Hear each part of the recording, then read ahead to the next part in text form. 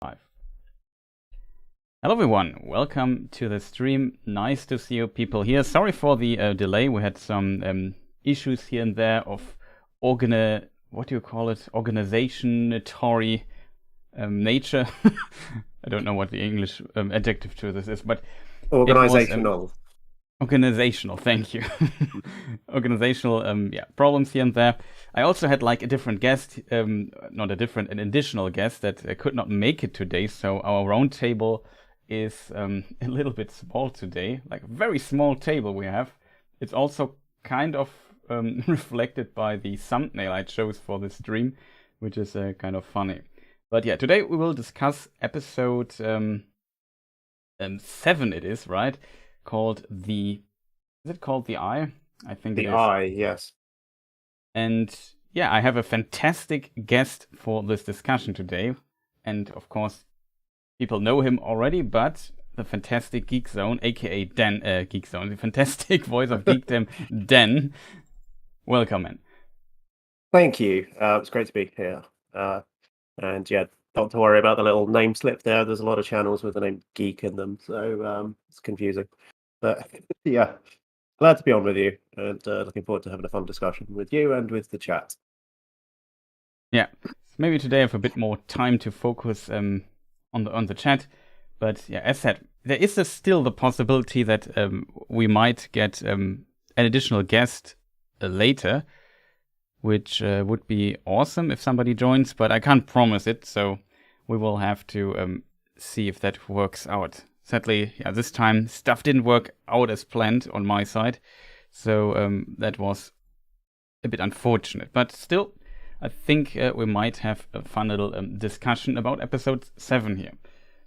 Also nice to see a lot of familiar names in chat. Very awesome.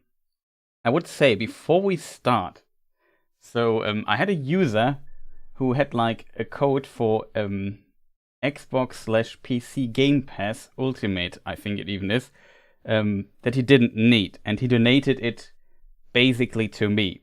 So I thought, okay, we can maybe raffle it here in chat, so if people are interested in that, and I would say you have pretty good chances today, then I probably could start a raffle here in chat and hope that it works.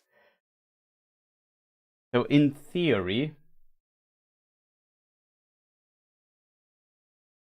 people just need to type raffle in chat, I guess. I hope it works, because I don't know.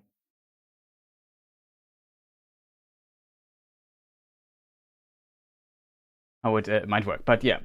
So I'm excited. I'm very curious if somebody needs it. Like, it's a code.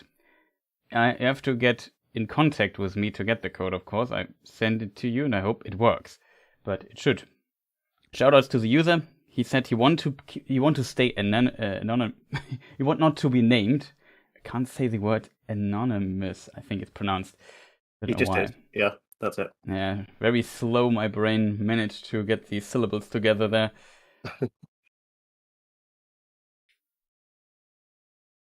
But yeah, I hope it might hopefully work. But yeah, also hope the sound is good and you can hear Dan pretty well. And it's always interesting to see how this episode actually was also received in addition. Like, I felt like it was, again, a very mixed episode when it comes to reception. Yeah. Don't you agree? Yeah, nothing divides opinion like this TV show does. It's true. It's really a fascinating thing. It seems like not many people want to take part in the raffle, it seems. But in theory... Well, how do they do so? I don't think you've said. Maybe people don't know. You think you have to... In theory, you should write !raffle in chat, and then things should happen. But I'm not sure if it works like that, because I never used this functionality here.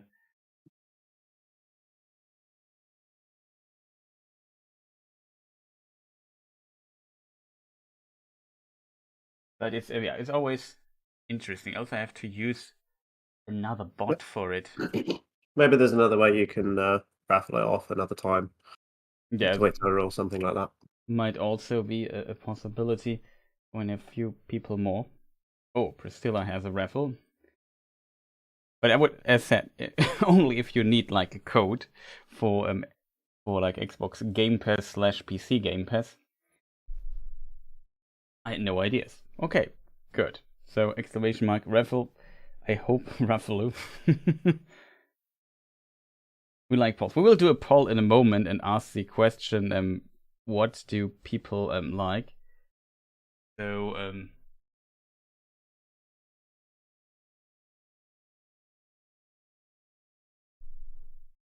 kind of interesting to see.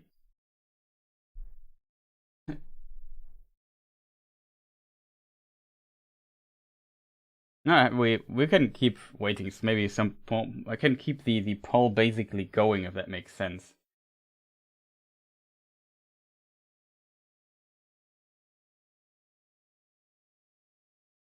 It's always fascinating to see.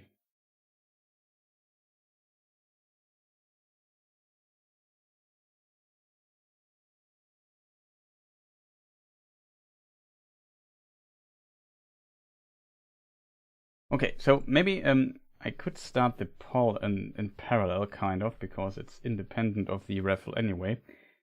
So yeah, how did you like the episode explicitly, Dan? Very curious to hear your opinion. It wasn't my favorite episode. I thought it was a middling episode as far as this show goes, and sort of a little bit of a microcosm of the show overall in terms of there were things I liked and things I disliked. Yeah, I don't know if you want to get into specifics right away, but that's my sort of high level opinion. I kind of there are things that worry me, and rather than that I disliked like overtly versus things that I did enjoy. Kind of nervous going into the last one, how it's going to come out, and what we're going to see. I know what you mean. I definitely know what you mean there. Let me see if how would you write it? Okay, I hope I spelled it correctly. It doesn't make sense. So Paul also started. Beligur, welcome. Nice to see you. Maybe for people not knowing that, you can type. Maybe I just type it also. Exclamation mark raffle in chat to get a chance of winning an Xbox Game Pass thing. Priscilla in the chat is saying, I'm personally surprised people care about Celeborn so much. Not even Galadriel cared about him in the trilogy. Yeah, that's interesting. I mean, it's maybe one of these things like one of these things where you kind of wanted things are in order, if that makes sense. Like, it's her husband, and you maybe like the character, and the husband not being there is then kind of strange, if that makes sense. So it's just Celeborn does have his fan base. Like people for sure enjoy Celeborn, definitely. Yeah, in the books he doesn't really do or say a whole lot, and it's quite easy to be dismissive of him as a character. And I've heard people talk about him being a trophy husband and stuff like this, sort of flippantly. But it's also a question of what has been going on here, because where has he been? And I suppose the wider issue for me is the style of storytelling that they're going for, because Celeborn is sort of symptomatic of the kind of narrative style that they've chosen to go with for this show. The sort of, I mean, the term has been used a lot, the puzzle box kind of style of storytelling, because they're setting this up for another mystery. Where is Celeborn? Where has he been? What's he been doing? Why has he not contacted anybody? And so that's set up for season 2, you would think. But I think it's not necessarily kind of a problem that he's not there. He wasn't a key character that I was looking forward to seeing, really. But but it's a problem with the style of storytelling that we're not going to know until we know, and they'll drop hints and red herrings and try and keep us guessing, and I'm kind of tired of that now myself. I really hope going into this next episode that we get some answers to some questions. I don't mind if they leave us with a cliffhanger that poses more questions, but I would like to know what's going on with Sauron.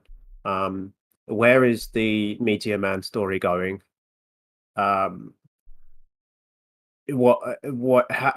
going on with the Rings of Power? That being the title of the show, I would like to sort of focus on that, but it looks like that's what's going to be happening. The next episode is called Alloyed, which is an interesting title. Oh, Alloyed. Yeah, I saw that on Twitter earlier from Fellowship of Fans.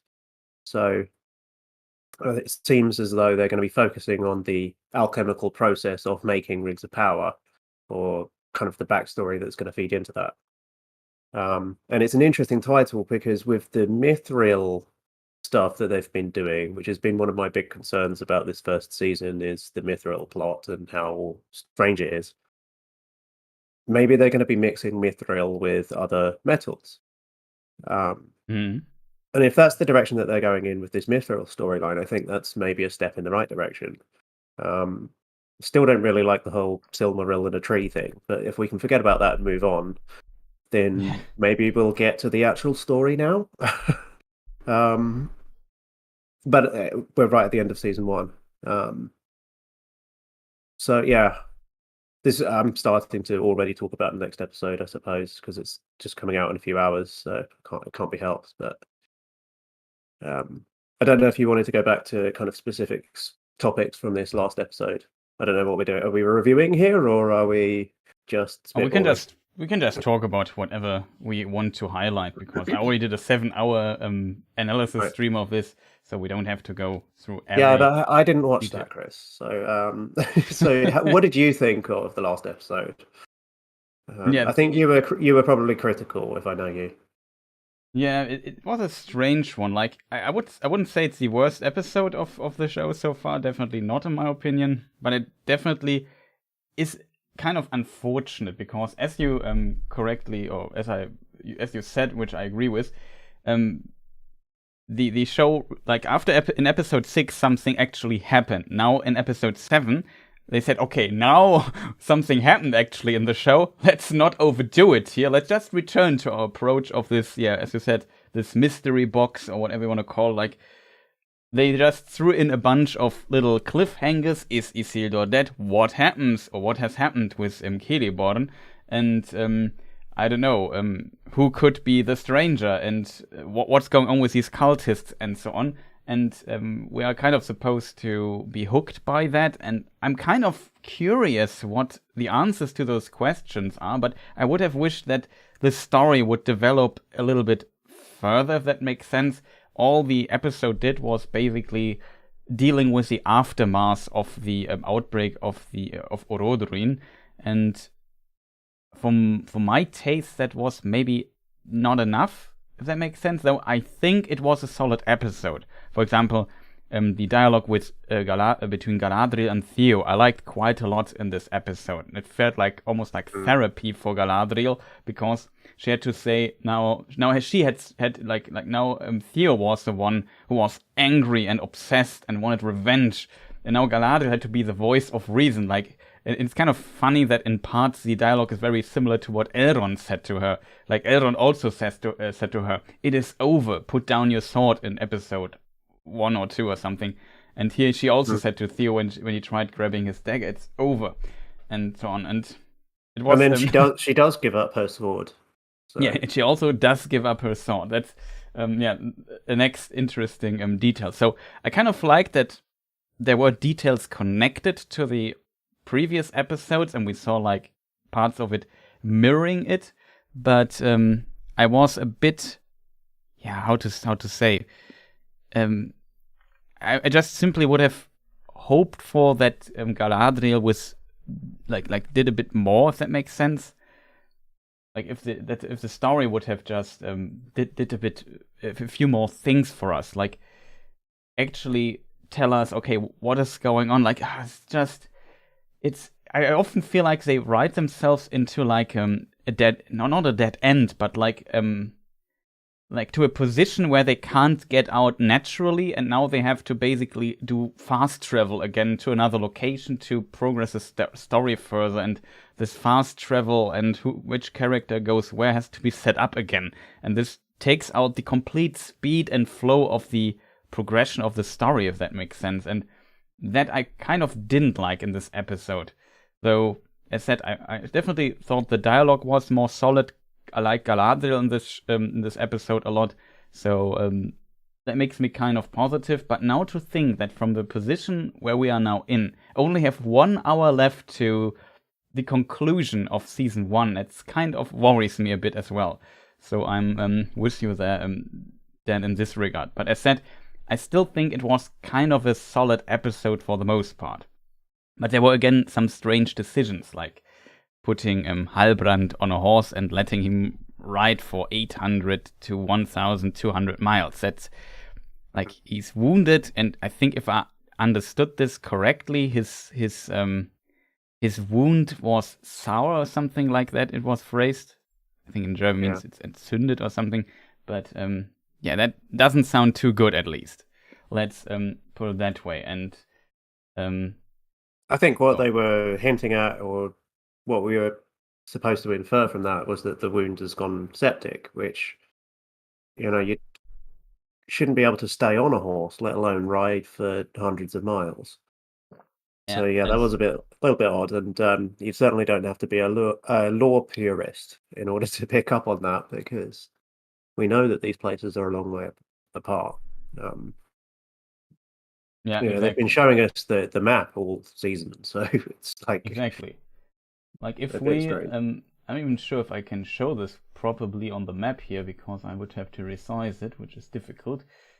But if we look at the map, I assume, maybe you would agree that the camp is roundabout, maybe I'm wrong, where Minas Ithil later will be. Not exactly there, but roundabout. I think in the background we see like the Morgul Vale, or I think so too, yeah, probably. I did think they were quite a bit further south earlier in the season, but it definitely seems like they were closer than I thought. There was a moment in episode 6 before Orodruin erupted where Isildur was talking to his friends. Excuse me. And I think Valandil, it was, asked him, what do you think of the mountains? And that felt like a little bit of an Easter egg there, because of the fact that Minas Ithil would later be built on the other side of those mountains. So I think they are very close to that spot, yeah. Exactly.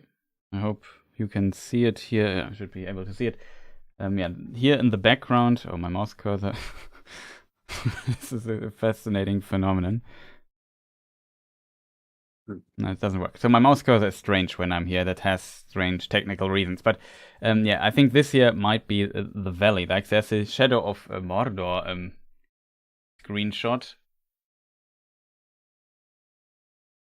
Let me just see if I can bring that one up. Are you going to compare it with something in the game? Yeah, I mean, it felt like very similar. Just design-wise, like, I mean, it's a valley that goes between the mountains. There's not many ways how it can look, right?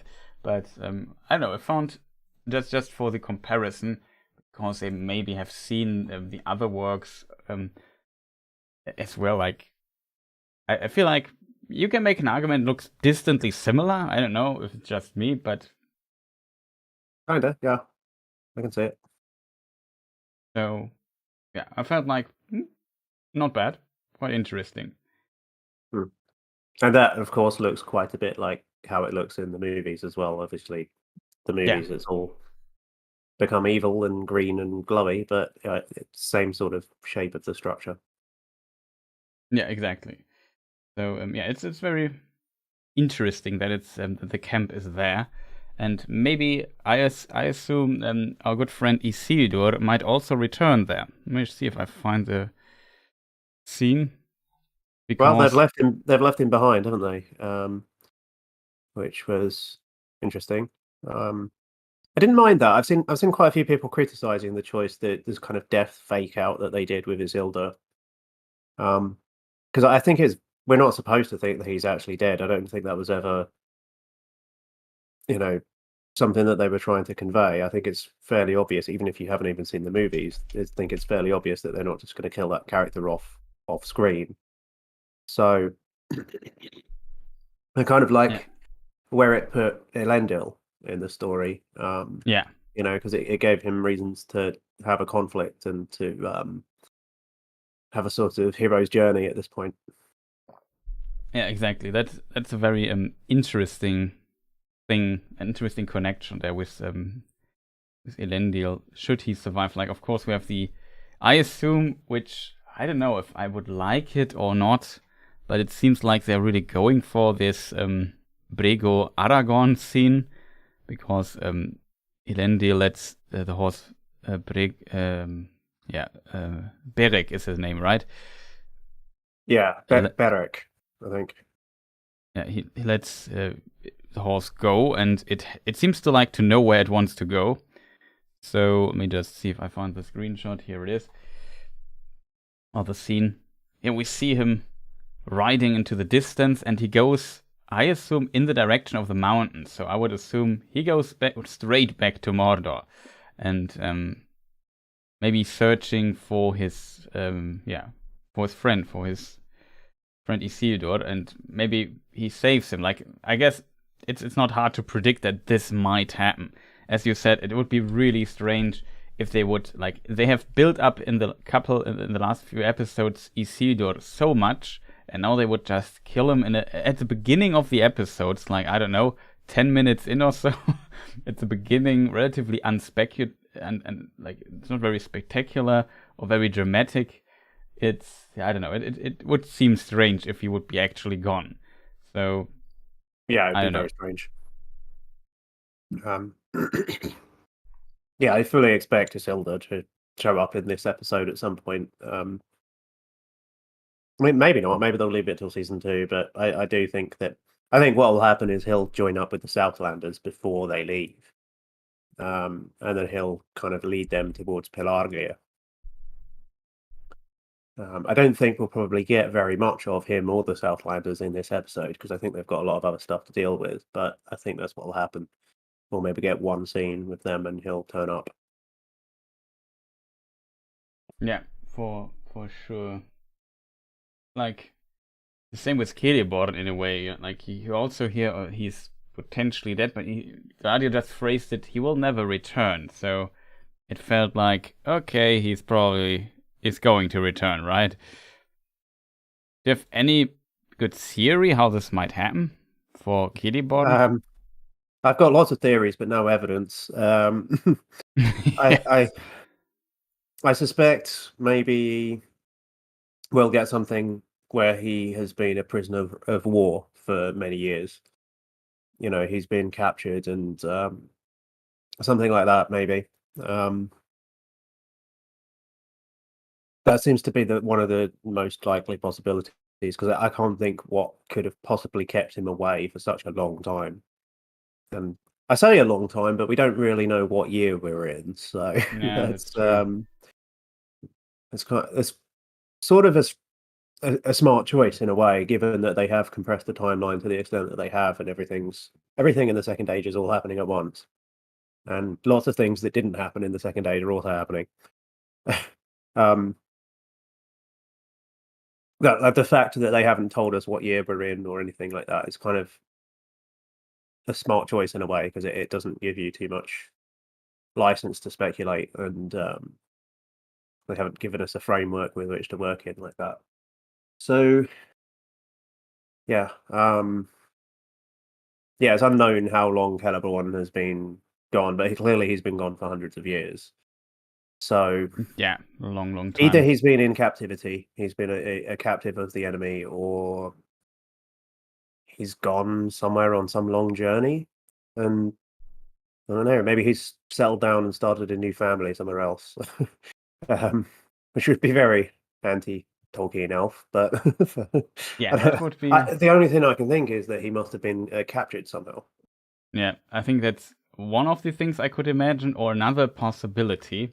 I mentioned that in my review that I made last Friday or Saturday for episode 7, that maybe he really died and he gets re-embodied and is sent back to Middle Earth, like basically like Glorfindel, or maybe he becomes kind of Glorfindel replacement or something like that. I don't like that theory, to be honest, but that would be like at least another possibility what's going on with Well, this. it ties in actually a little bit with my other theory about him, which I had, which was that I don't want this to happen, but the Song of the Hithaiglir myth that Yes. they teased with the elf and the Balrog, what if he was the elf?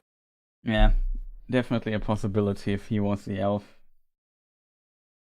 But then where is like he? you can perfectly, like, if this is true, they could perfectly connect it. Yeah, and of course I say, you know, that connects to the Glorfindel idea, because that scene was very reminiscent of Glorfindel fighting a Balrog in the Fall of Gondolin story. So yeah, exactly. It would kind of fit, though. This could mean that we won't see Glorfindel in the Second Age or something. That would be very unfortunate, in my opinion, because it's also like one of my favorite elven side characters, if that makes sense. And I guess Glorfindel would have a lot of people a lot of fans that want to see him. And if he would be replaced by Celeborn, it would be unfortunate. Though I could see why they would do this, because it would, like, Celeborn is not the most interesting elven character. I know he has for sure fans, but there is not much going on with him, and so this would maybe potentially make him more interesting as a character if maybe he fuses with Glorfindel again a bit. Kind of a possibility. yeah, there's not much going on with Glorfindel either in the Second Age. That's true. We don't know any stories about him. We just have He's this just note there. where Tolkien was trying to work out how he came back to Middle Earth after dying in the Silmarillion. Yeah, exactly. It's like that. It's, so Priscilla writes, I doubt they will not give us Glorfindel. If they combine both into one character to maybe make them more interesting. I mean, there's a lot of work and blank pages to fill with the Second Age, especially in regards of Celeborn. Like, we have some information, and we have to keep in mind they don't have potentially, like, it's always a stupid discussion, but maybe we don't know what the right situation allows them to do with this character. And there are different versions. In some, he fought with against Sauron with Elrond and so on, or they met on the battlefield and then got pushed back to potentially a place that will later become Rivendell. It is very interesting to see what they might do with this character. I can't imagine that they will leave him out completely and leave Galadriel unwed, because that, like, I don't know. I feel like if you call your show The Lord of the Rings something, then you have to kind of also it has to connect to Lord of the Rings in a way, and it would totally not connect if this character is gone. So it makes very little sense. In addition, like, let's pretend for a moment he would be re-embodied. If that is the case, he, for example, could have met, for example, Finrod in Valinor as well, who also was re-embodied, and maybe has like a message from her brother to Galadriel or something like that. You know, you could make some scenes and connect it in a way that could be kind of cool. So it would give maybe options if you have a character that is kind of a bridge between Valinor and Middle Earth in a way. So you could maybe expand a bit on this or connect at least a few details. I'm not sure if they will go for that, but I could definitely see possibilities from a writing perspective doing that, if that makes sense. Yeah, Belagur in your chat makes a good point about this. If they go with the Celeborn as a reborn Glorfindel plot, they would undermine the whole Galadriel motivation, because then they have to let Finrod also reincarnate. Yeah. Which is a good point, because so far it has felt to me as if elves don't reincarnate in this Rings of Power universe. Yeah, that is I agree. But based on, I mean, elves do still grieve for people who die, if they die in horrible circumstances. There was the battle of unnumbered tears. Why were they shedding tears if everyone was just going to come back and live in happy Valinor? Yeah. So I suppose you can still grieve for somebody that's been lost like that. But I mean, so far they haven't really, sort of dealt with that question, of elvish immortality and the nature of it too much. So, and where they have, they've just done this weird mithril plot where the elves are going to die in a few months. Yes, that comes on top of that. Yeah, it's really, they're really in a strange position when it comes to this particular topic of the elves dying and what it means and so on. If they are re-embodied, as we know, I mean, also multiple versions exist of that. There's also like they are reborn as childs and then basically get their memories back while growing up and so on. But Tolkien, wrote another version with the re-embodiment, which I also like more. It's in this regard still like, as soon as we see the whole the whole Galadriel plot kind of falls apart, in my opinion, when we put in the, I don't know what we'll call it, this logic that elves are re-embodied into it. Like it would, like it's really kind of strange.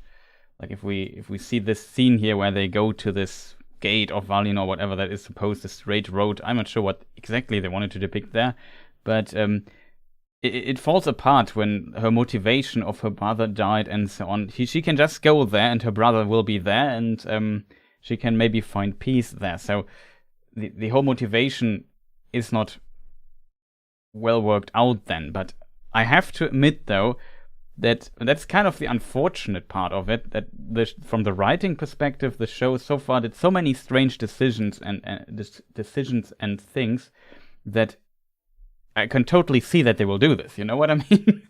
Like, if it would be like a perfectly written show that is very elegant in its writing and so on and so forth, I would definitely say, yeah, that maybe would undermine or subvert her motivation too much if this re-embodiment would be kind of possible.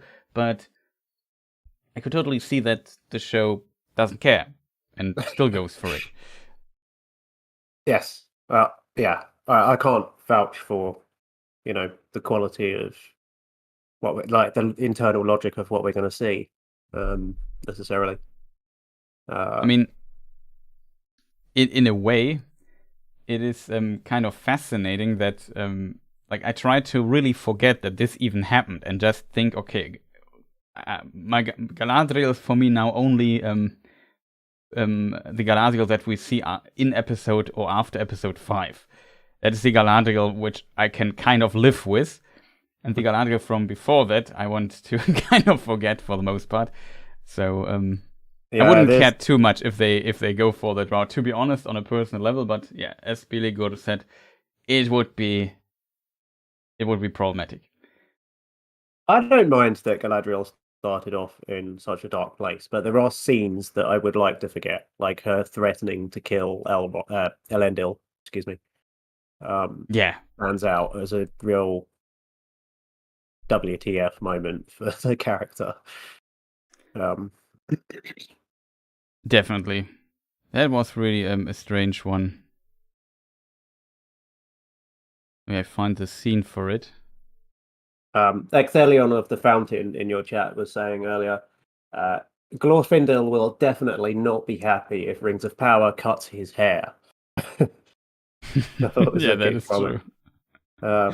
So reference to his death, obviously, in the Fall of Gondolin storyline, where he gets dragged down to his death by his hair. With the Fall of Gondolin storyline being almost like Tolkien's version of the Fall of Troy, I like to think of Glorfindel's hair as being like his Achilles' heel, in a way. But maybe that's just a bald man talking.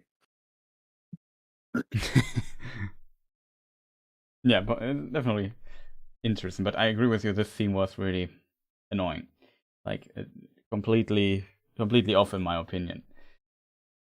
They're threatening to shank Elendil scene. Yeah, Yeah. it's such a weird addition. Like, I don't know. I really like, I kind of like the dialogue with Elendil, but that part I really disliked. I mean, I can see it as like kind of a thought experiment. What happened if I would just kill you here very fast and then steal the ship and so on? But it's just not fitting to Galadriel in any shape or form. Just yeah, but that's episode 3 stuff. Let's forget about that. Yeah. I have to admit though, the some of the early shots in episode 7, like this one here, I really liked. Like just from a visual perspective. I know some people say, yeah, the volcano is far away, wouldn't it be lit like that? But I think that's just a very stylized choice of filming it. We have again the Dutch angle here in this scene, which gives a bit of unrest to the picture and so on. God, it looks very disillusioned and so on. And I now there was an article also explaining that this was not done with CGI stuff. The set really looked like this, and the stuff had to wear masks and so on, and they lit it with LED technology and so on.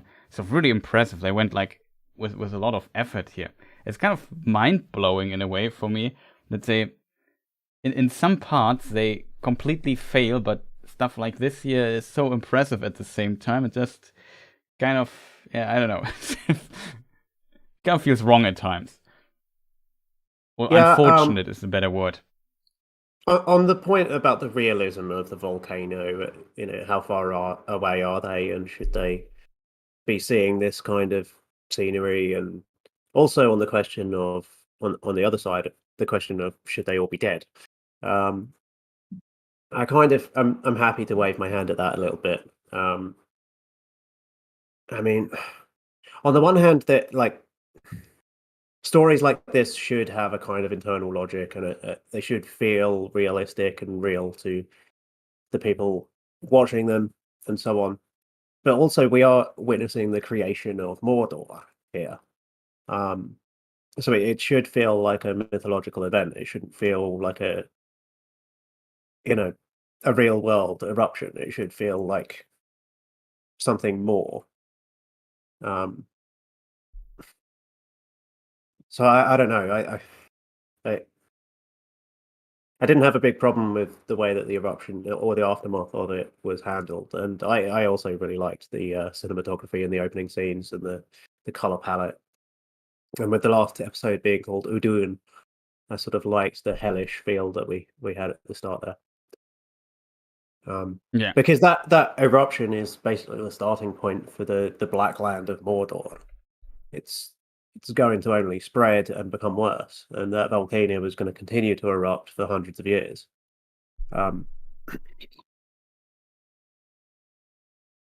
So yeah, I didn't have a problem with how it was handled, and like you, I also liked the pairing with Theo. I thought that was a smart choice to pair her up with him, and for the dialogues that they had were very logical and made a lot of sense, and for both characters. I really like the scene where Theo asks her, "What do I do if I can't let go of the feeling?"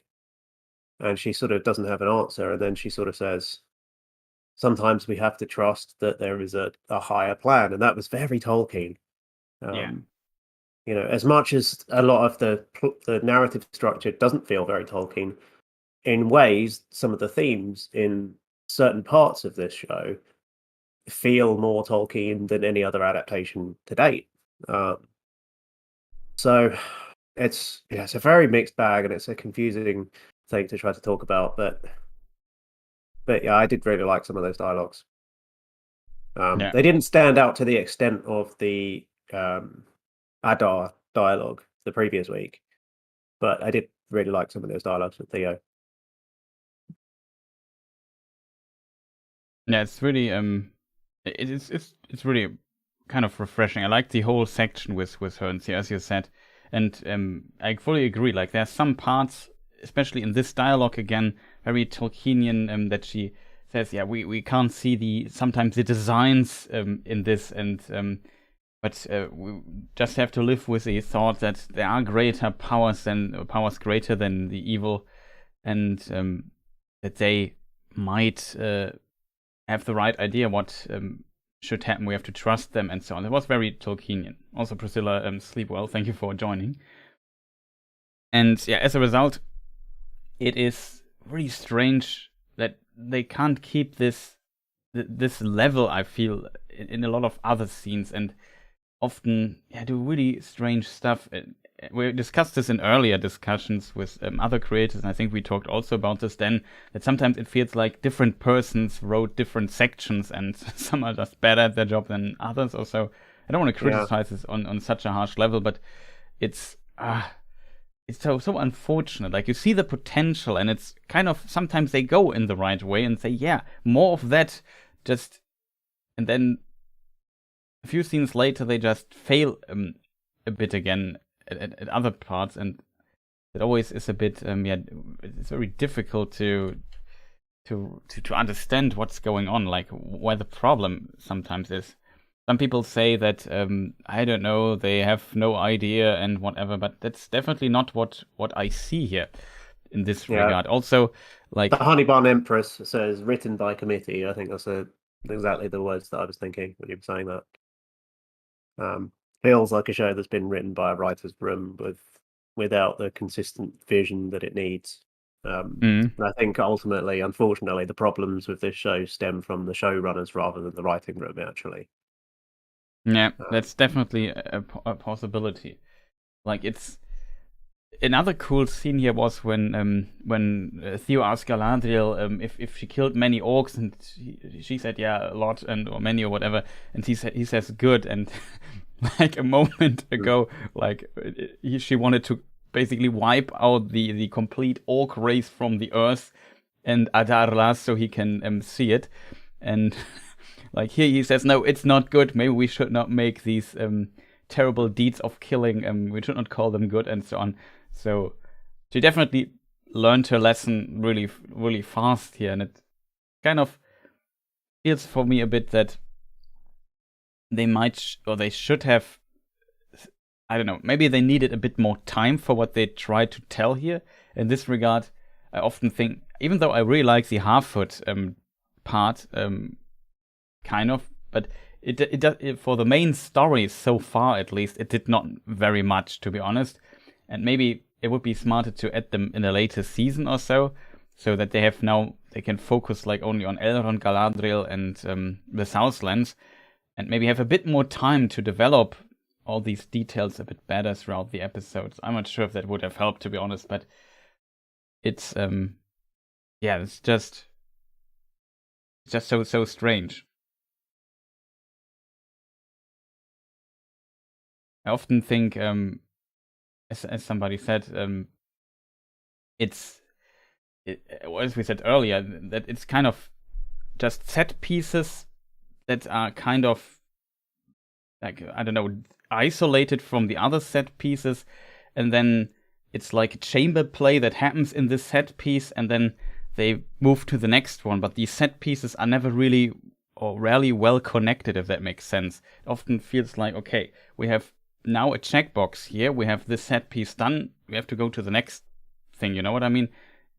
Like, I would sometimes wish that the stuff would be better connected and, you know, just as smoother going, that the characters would drive the plot on themselves a bit further, and not just, okay, they have the set piece scene and we have said what they have to say, now up to the next scene again.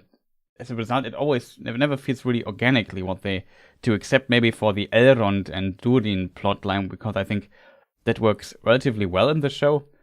And so far, you could of course also criticize a few things there, but there it feels sometimes like that the dwarves really develop their part further on their own, and Elrond and so on, and explore and interact with each other, and then things happen as a result. But that is so different for the other plot lines, I feel. Yeah. So what did you want to talk about next? It's a good question. Maybe I mean, we could talk a moment about the dwarf stuff, because it was also kind of interesting. I'm not sure if you have like a particular part of the of the plot here that you want to talk about, but there are definitely a few things I find kind of interesting in this particular part. Yeah, this scene was interesting. Elrond's presentation of himself as being half elven and being apart from the elves was interesting and intriguing. Yeah, Um, it was. I wish they could have given us a bit more there, really. Like if he could have pressed the point a little bit more, and or maybe we could get another scene and he talks to Durin about how being half elf and how he feels in elvish society, and something along those lines. Maybe we'll get that another time, which would be fine too. But yeah, it was an interesting scene. I really like the actors of the dwarves. Peter Mullen as the king has been fantastic. Yeah, fully agree. It was a very interesting scene, and Elrond just used, I guess, all his diplomatic power that he had. Mm. And I definitely would have agreed on his deal, to be honest. But of probably I'm biased in a way because it's one of my favorite characters. But yeah, it's interesting that Durin declines the offer. Like, that is a part, and when I did the analysis stream and had also read some comments, people kind of said that yeah, in a way, Durin, or they said Durin, the king is this time right, and I'm not fully agreeing on fully agree on if the decision to decline help to the elves, not giving them the mithril in the context of the show, is a right decision, because yeah, I don't know. What do you have any thoughts on this? No, I think I disagree with that. I think it is the right decision, or at least it's what he says is true. You know, he says in the next scene with his son when they're alone talking, he says that he gives this metaphor of dwarves being forged out of stone and fire, and stone endures and sort of seeks eternal life, and fire accepts that it that it will one day be extinguished. I don't remember the exact line. I'm very roughly paraphrasing it here, but Yeah. but I I quite don't. like that as a metaphor and a way of exploring the issue of mortality. I wish we would get more of the exploration of the theme of mortality with the men, because that's kind of where that Tolkienian theme belongs, especially at the Second Age. Because we've gotten very, very little of it in Numenor, and quite a lot of that has been explored in this storyline more. Yeah, true. But with that said, you know, it's one of the core themes to the Lord of the Rings. Tolkien said that mortality and death are key to the whole story, and so to get that explored in that way was kind of cool. I wish it didn't have the ticking time bomb element that they've gone for with the elves. Bodies rotting and fading, and their light is being diminished within a few months. I'm not a fan of that. Yeah. But these scenes in isolation work pretty well, and I again like the dialogue. And yeah, personally, where it comes to the king, I think he comes across as deeply unlikable throughout this episode, but almost everything he says is right, technically, in Yeah. my opinion, because it was very foolish and unwise, at least looking at the books here, for the elves to seek to preserve their realm through the rings. I think there's quite a lot of evidence that the Rings of Power were a bad idea, not only because Sauron and because of the One Ring, but also because they were just a bad idea in and of themselves, and that accepting that things end is sort of the message, in the way that Tolkien thought about mortality and so on. My throat's getting a little froggy here, so I'm going to mute and let you talk. No problem. It's yeah, I mean, he is kind of right, but I feel like there's also more to this. If you think about what would the dwarves do if the elves would vanish from Middle Earth this early on, and I feel like the last, like if we see the battle of elves, the war of elves and Sauron, we definitely notice that the dwarves also helped out, at least in some versions, and the elves had to vote Sauron, and it was simply not enough. Only when Numenor with all its might came in addition, then they could defeat Sauron. Like if we take now out the elves out of the equation, I'm not sure if like a fully powered up Sauron could be stopped.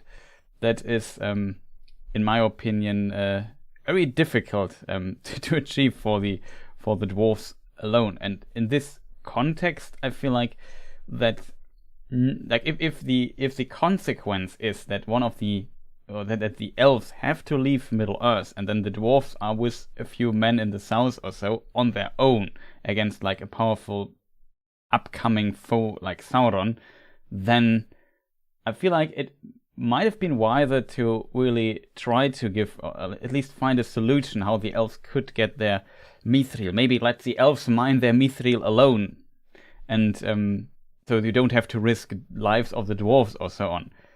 It's in my opinion, really like a double-edged sword, if that makes sense.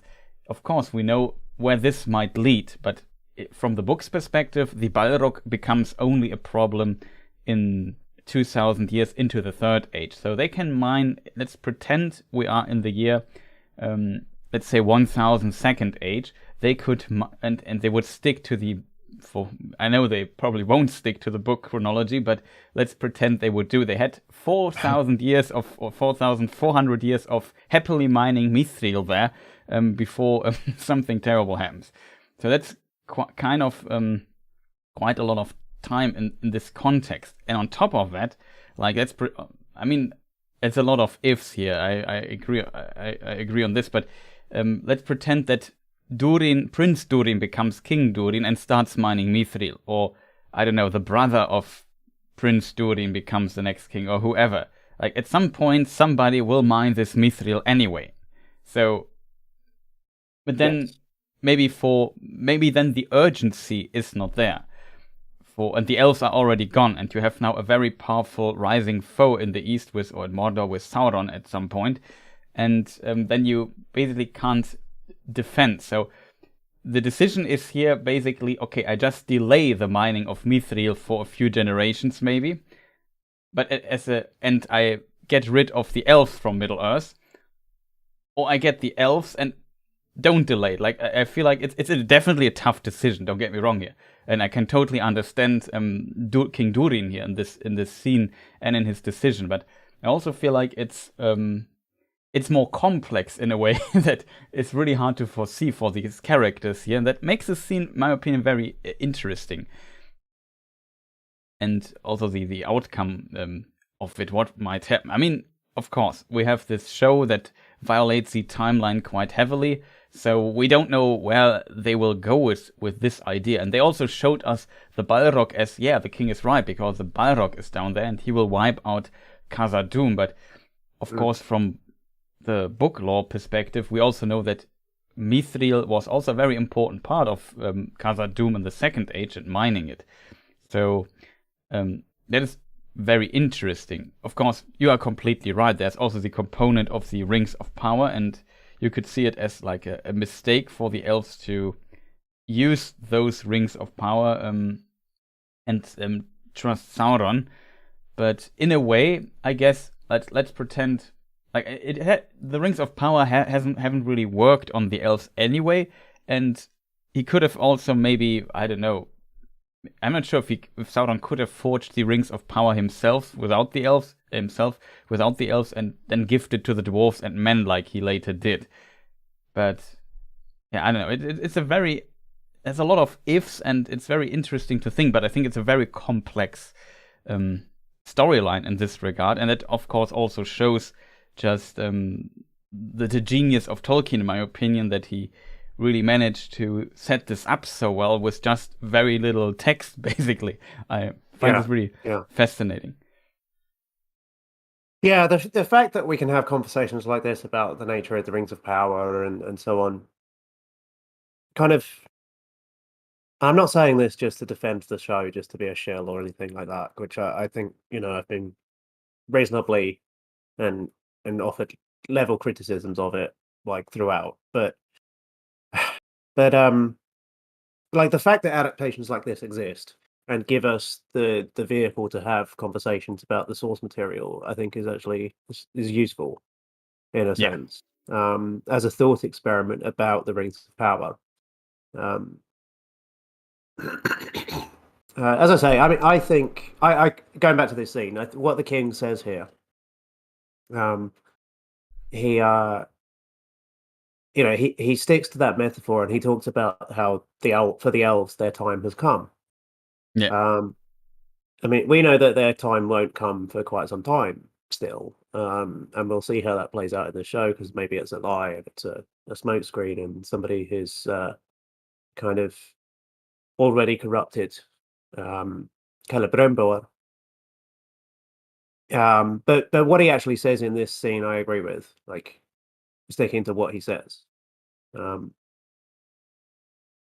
yeah, maybe you can play the thought experiment of what if the elves do die out, and would Sauron just instantly win at that point? I don't know that he would because you've still got to deal with Numenor, yeah. That's and true. At least in this constellation, of course. yeah. Um, but it's a what if, and I don't really deal in what ifs. I just deal with what is, and I think the king is right personally in this scene. Um, I mean, of course, in the long run, one must also see that Numenor will be removed from the equation, and I guess Sauron would be able to do that even without like.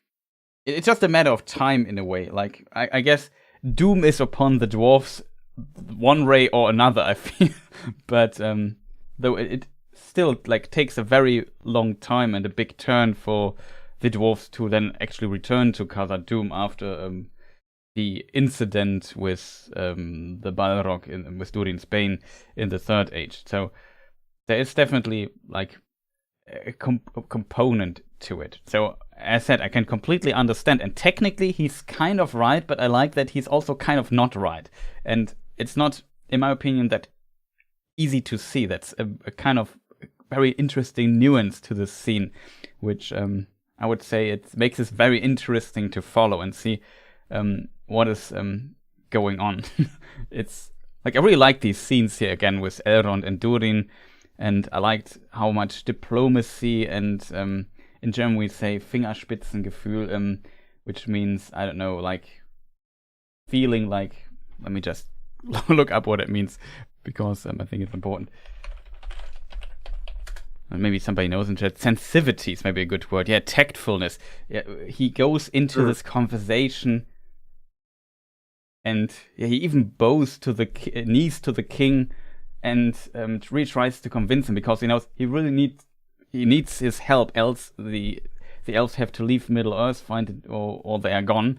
And yeah, that's very very interesting to see. And I think you also see, and that's what I like. Also, like the actor does an amazing job. You really also kind of see that he's conflicted himself about this decision. I think that was not one that felt easy for him. And Durin, of course, as a son and friend of Elrond, he also sees it in a very different light. And I know he just wants to make something work and so on. It's very interesting to see, and there we have this classic the old generation versus the new generation kind of clash in their interests, and in a way both are in a way right but also wrong, if that makes sense. And that makes just this whole setup, I feel, very interesting of this particular section here.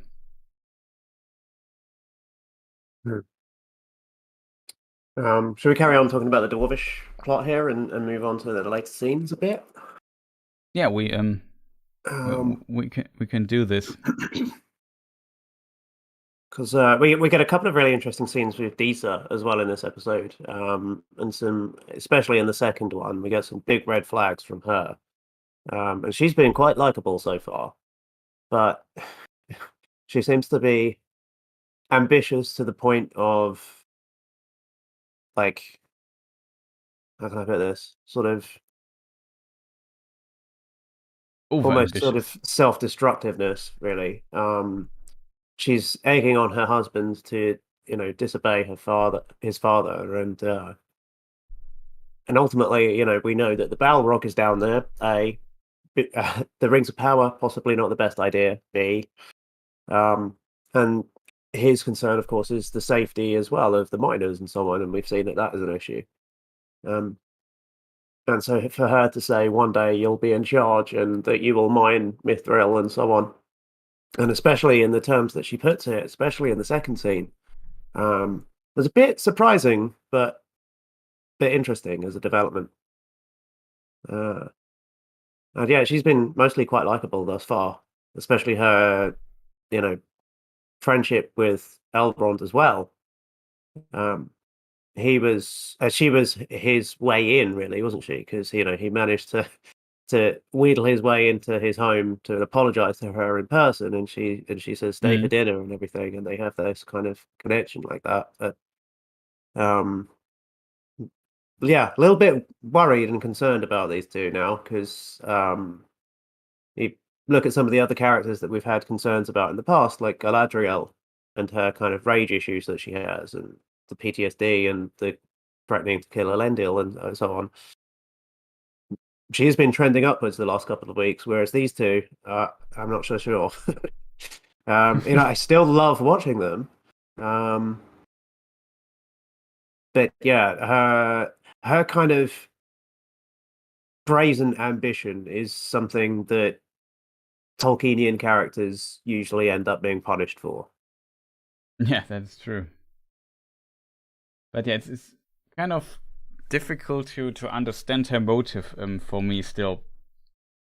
Is it just hunger, lust for power, or is it just that she deeply feels that it's kind of not the right decision, and like as the show pointed out, she has a decent relationship as a friendship to Elrond as well, and now seeing that she won't see her friend ever again, and they had the means. It's just you can almost reach it when, like, you can see it basically. We even see it in this episode when they look through this little hole at some point, and it's so close but yet so far, and it's just that the father, Durin's father, is in the way for that, and that, I don't know, it's kind of it must be really feel unfortunate for her. So I can kind of understand why she is so angry and ambitious all of a sudden. Says, if you would be king, we could do this, and at some point they can't stop this, and so on. And it's kind of kind of strange. And she probably has, like, I can understand her motive in that regard, that she thinks it's a wrong decision, and they would make it better. It would make a better decision. And so it's kind of unjust that King Durin III is still king and not his son, and that he ever basically, as Durin says it himself to his father, that he kills every ambition and idea in him from the get-go, and he never can do anything. And here he has one time, he's very ambitious, he wants to do something, and in his opinion his father does a bad decision. On top of that, he also uses like this metaphor that he thinks like Elrond is his brother. We even have the scene where Elrond basically where Durin wants to tell his dwarvish, his secret name to the to Elrond and so on. That was pretty cool moment, I feel, in the show, and that just shows how close Durin and Elrond are on a friendship level, and how terrible it must feel that he can literally look through this little hole there and see the solution to all of Elrond's problems, and it just won't happen. And that, I think, does something with Durin and as well with Disa. Yeah. Do you? Oh, sorry. I was going to say, I didn't talk about this scene yet. Where Elrond offers him the drink, and Durin says, I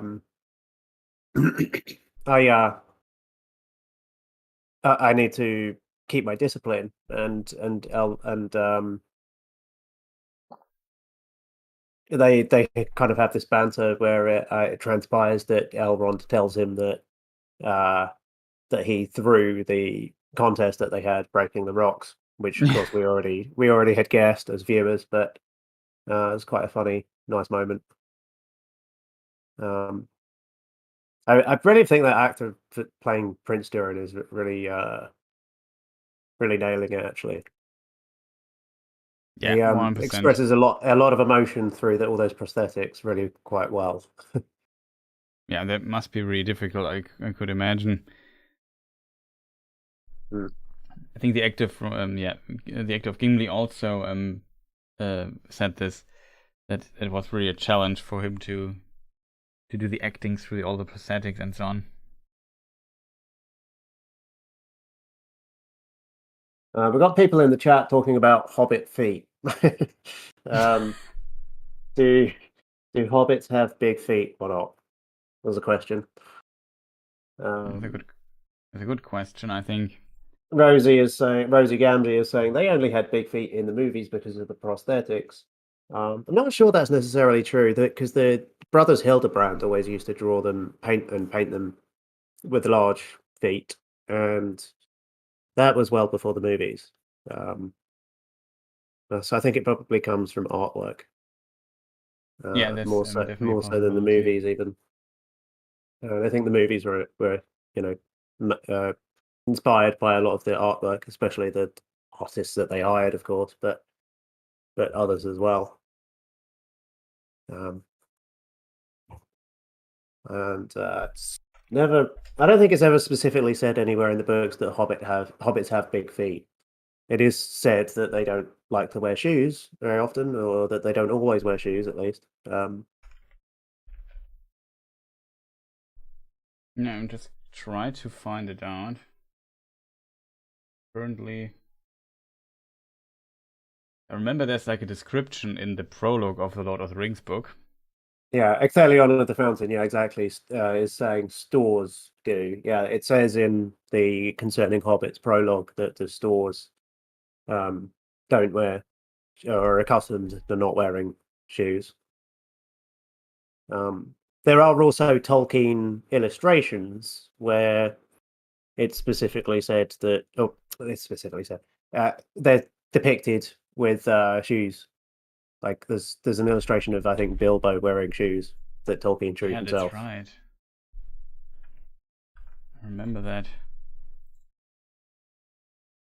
Those Fellowhides were broader, heavier in build. Their feet and hands were larger, it says in the prologue, and they preferred flat lands and riversides. The Fellowhides were fairer of skin and also of hair, and they were taller and slimmer than the others. They were lovers of trees and of the woodlands.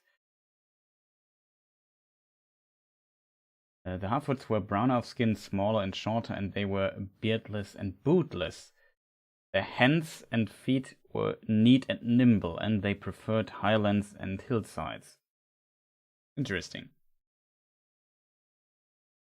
So there's definitely a mention for the Sturs that their feet were larger compared, at least, to the other Hobbit breeds, which is kind of interesting.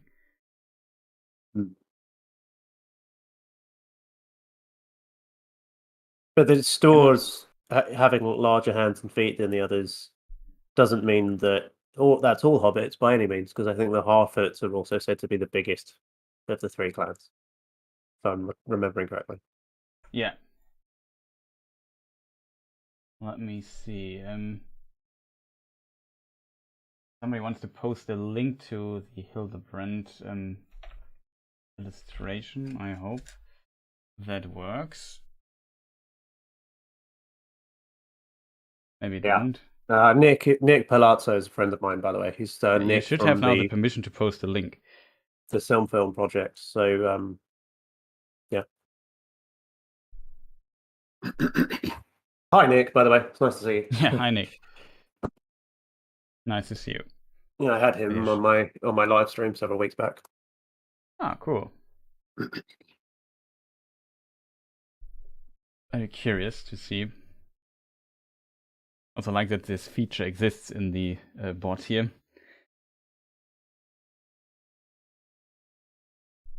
It probably takes a moment till he realizes that he can now post the link.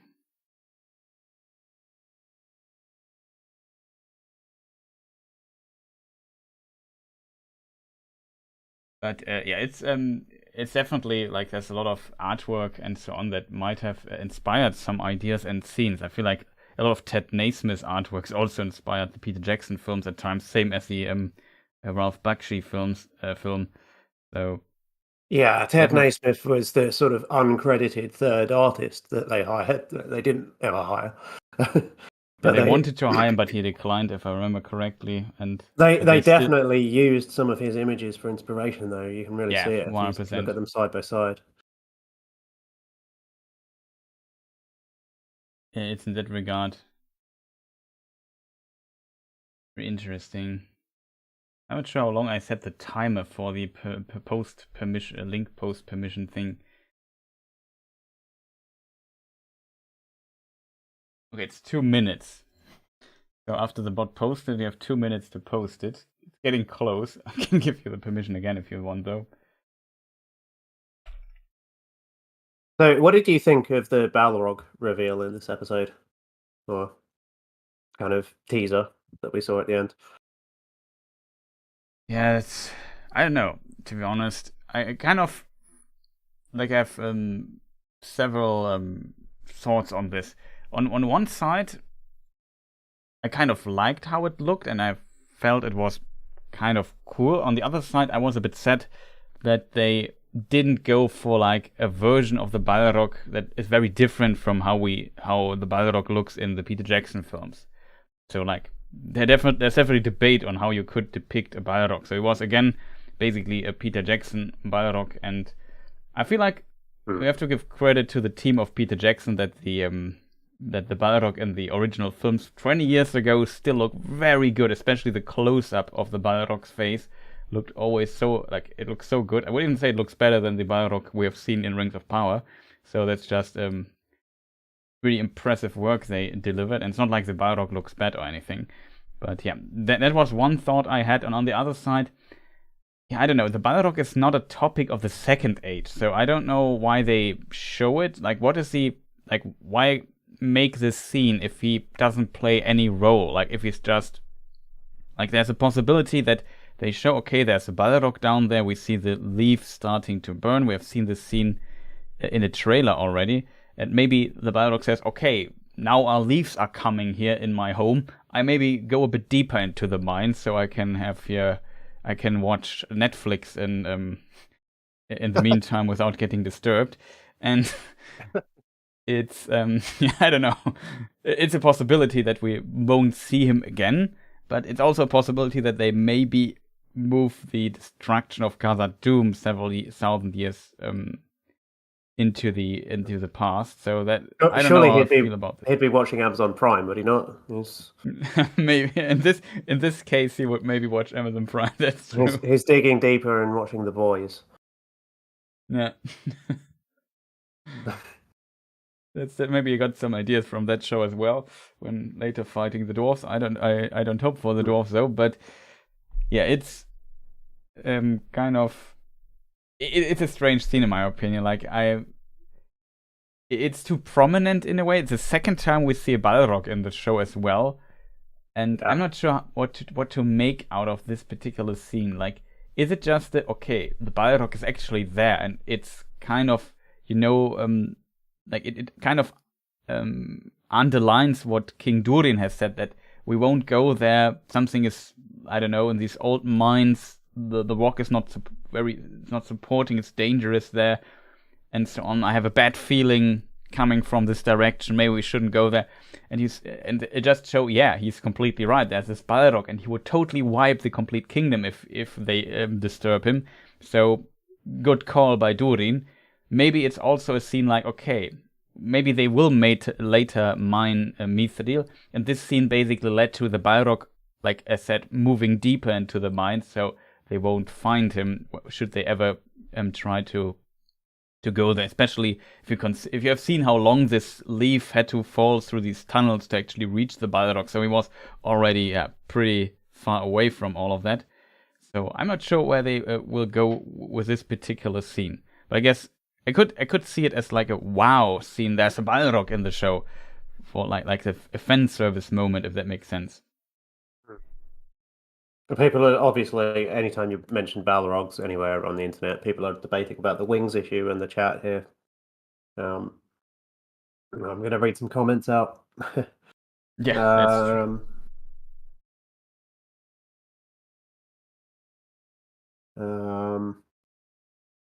Yeah, the ghost of Baba Novak says the Balrog from the Peter Jackson movies would have looked perfect without those unnecessary wings.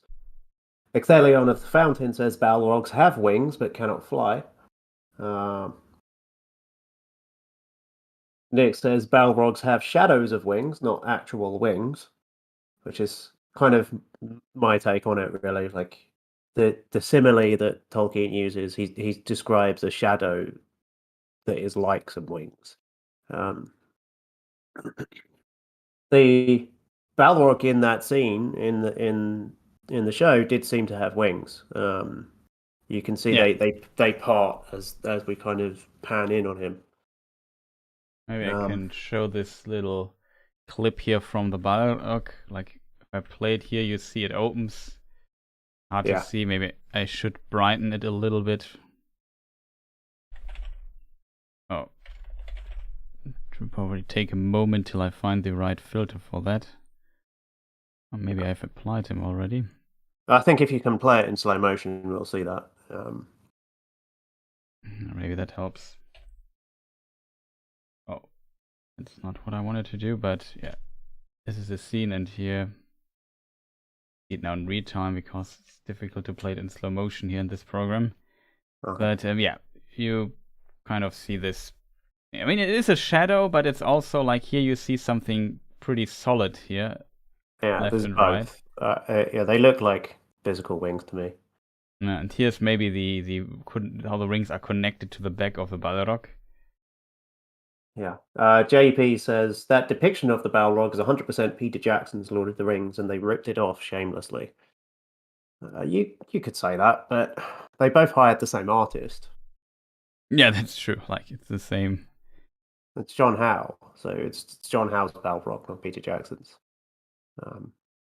And he was painting them that way before the movies, as far as I'm aware. So, yeah, definitely. So it's difficult to call. Like it's also like maybe artists who I'm not sure who exactly worked now on this depiction could have been maybe similar guys that worked 20 years ago on it as well. So there's too many connections. Doesn't look quite exactly the same. They've changed it just enough, haven't they? But maybe I can try to find the Balrog scene here. Let me just see if I find him in the background from the films, from the Peter Jackson films. Good night, Gigi. Yeah, Gigi, sleep well. Here I only have this found this shot in fast, but yeah, it looks pretty similar. Like I have to admit, like the original Balrog, like this close up looks so good of this Balrog in the 20-year-old film. Like it's so impressive in my opinion. I also like the heat flickering that comes out of the mouse due to the heat. It's just pretty cool. But yeah, they are very similar in their design. There are a few different. For example, now the horns are also glowing from within, if that makes sense. You can see here compared to the other one, but yeah, it's very similar. Yeah, the glowing horns look a bit video gamey to me. I'm not sure I like them. Yeah, I know what you mean. I don't know. Like could be from Doom or something. Yeah. Ecthelion of the Fountain says, "Well, it's much better than Ralph Bakshi's Balrog." Yes, I have to agree with that. Okay, we can agree on that. Yeah. Anywho, I mean, shall we move on to something else, or? Yeah, we just would maybe add that, like, they also go with the smoke. Like the wings also are kind of smoky, so I feel like I want to keep it a bit vague.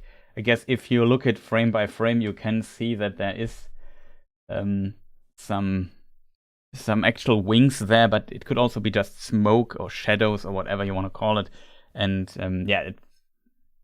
I can't complain about it, to be honest. But I'm very curious to see what they will do with this particular Balrog here. Kind of interesting to see. Yeah. Okay. One last point on the Balrog. I have to just read this up. Nick says, so as I said earlier, Nick is from the Silmarillion Film Project, which is the Tolkien professor's podcast that he does with a whole crew.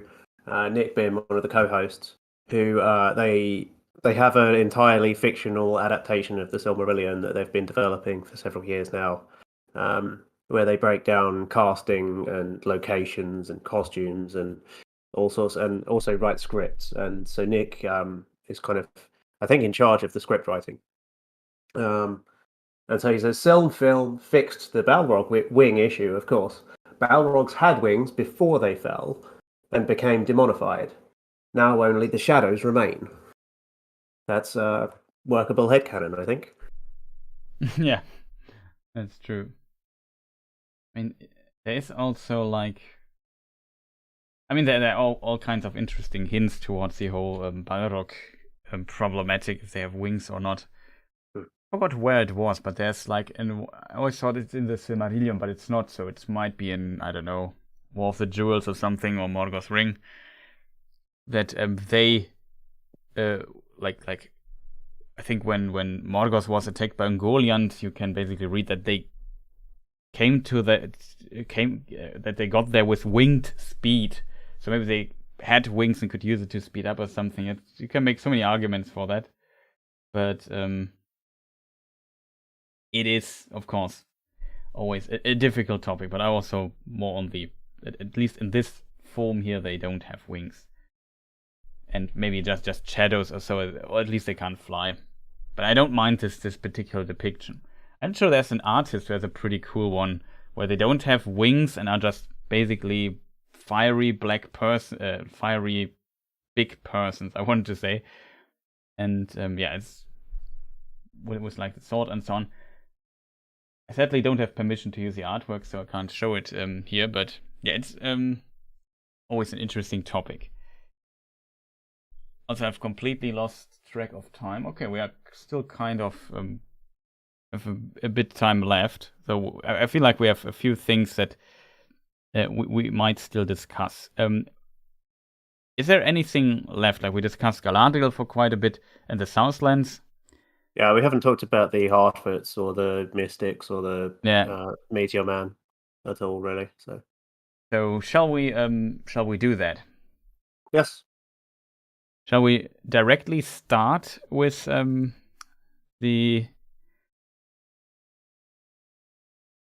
what I wanted to say? Directly start with I don't know, the priests, these whatever you call them, Feminem and the Nazgûls, as I call them in some titles.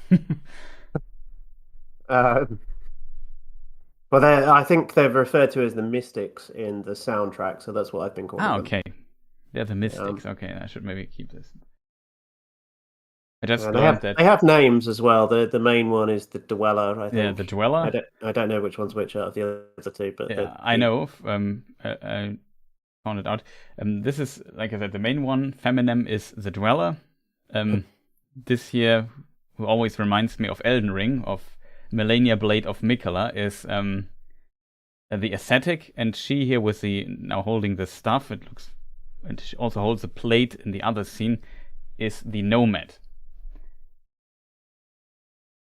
Right. Okay, Beligor, thank you for staying so long, and yeah, rest your eyes, sleep well.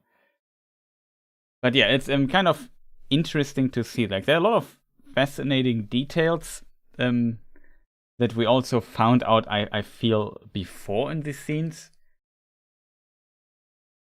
When they first show up, for example, in one, not in this scene, but in the other scene where Largo threatens them with his torch, you can see that on the stick there's like a dragon or something on it, that I found interesting.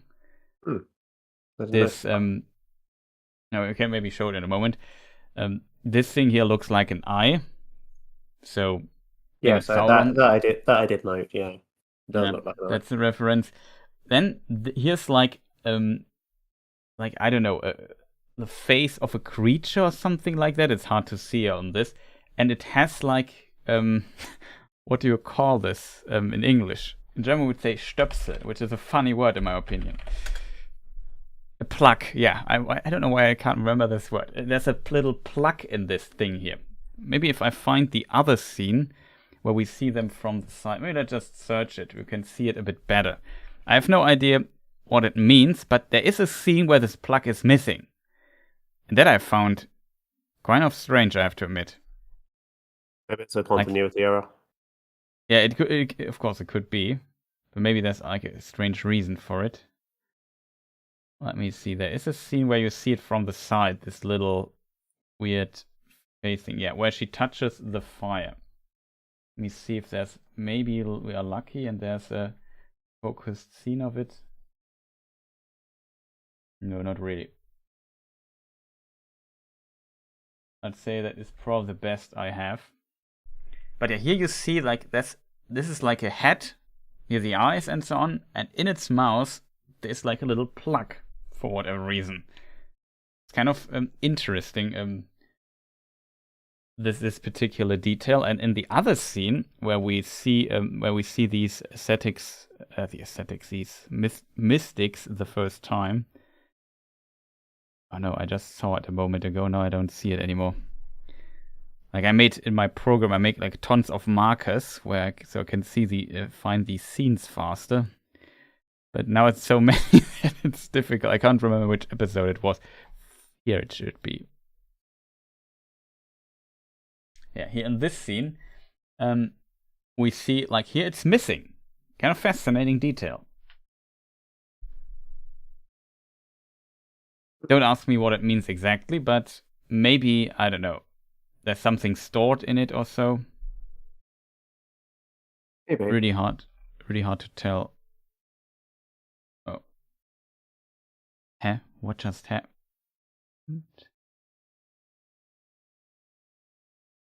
Okay, my program Are you trying to show us her thingy up front, up close? Yeah. Now it works. Like, for whatever reason, the scene is switching. Whatever. It's technical stuff. But yeah, you see it's kind of missing in this little head. And I don't know. This head, it doesn't really look like anything we have seen so far. Like in my I don't know what that is. I have no idea what I'm looking at, to be perfectly honest. Yeah, like a few things you can like recognize. Like this is maybe a sun or a UFO or something. But this looks like, I don't know, a Cthulhu-esque head or something like that. It's really strange. Maybe it looks, I don't know, like the what's it called? And there is the head of Morgoth in this. What episode is it? Wait, I have to find it again. Joe in the chat says, I hope we learn about these ladies tomorrow. Yeah.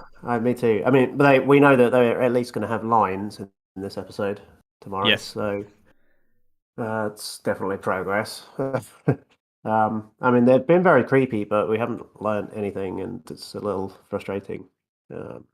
Yeah, that's I suppose we've only gotten a couple of episodes, I guess, but considering how long it's taken us to get to something happening in the Half-Lit storyline, to have not gotten any answers about anything at the moment just feels a bit flat. I mean, this head here, it looks, of course, different of Sauron or Morgoth or whatever, but it's also, like, very strangely formed, if you know what I mean. Like, it has this is, I don't know how to call it, this unresting design to it, and so the style. Is that what you mean? Yeah, it's kind of interesting. The head, of course, on the dweller looks, of course, completely different, but I don't know. Maybe there's like a connection to that or so. I have no idea. Maybe it's also just a stylized design, and it's not fair that we nerds analyze it more than it needs to be analyzed, but it's definitely also a possibility. But yeah, I found this very, very interesting. I think, I mean, I have seen the trailer, so I know that they have lines already. Yeah, they're talking about how like we don't know who they're addressing, but one imagines it's probably Meteor Man when they catch up with him. Yeah. And they say, "You are Lord Sauron." Yeah, exactly. I have to imagine that they're probably wrong about that, but so we know something about them, which I think we had all guessed already, which is that they are evil and that they are looking for Sauron or serving Sauron already. But it looks as if they're looking for him, and that they believe that the man who fell from the sky was Sauron himself. Yeah, exactly. Maybe that is and I mean, it's definitely an interesting point to speculate about. I feel what they are looking. I also think it's like they maybe here, what is it called? Waldrick said you see the falling star and so on. It seems to be like a symbol for the evil returning, or Sauron returning, or whoever they worship. And I assume they have seen the meteor and searched for him, and that is why they're behind it. They believe he is Sauron, and so on and so forth. But I they think also know about this star constellation that he's looking for exactly. as well. So I really wonder what that connection is all about. I can't even begin to speculate about that, to be honest, at this point. Yeah, it's really difficult. Like the closest thing the star constellation looks like is like Orion, and that is in this in Tolkien's world, the swordsman of the sky, right? What was the Elvish name? Something with M. Manel Makar or something like that, I think. Yeah, something. Yeah, Minel Markar. Yeah. Yeah.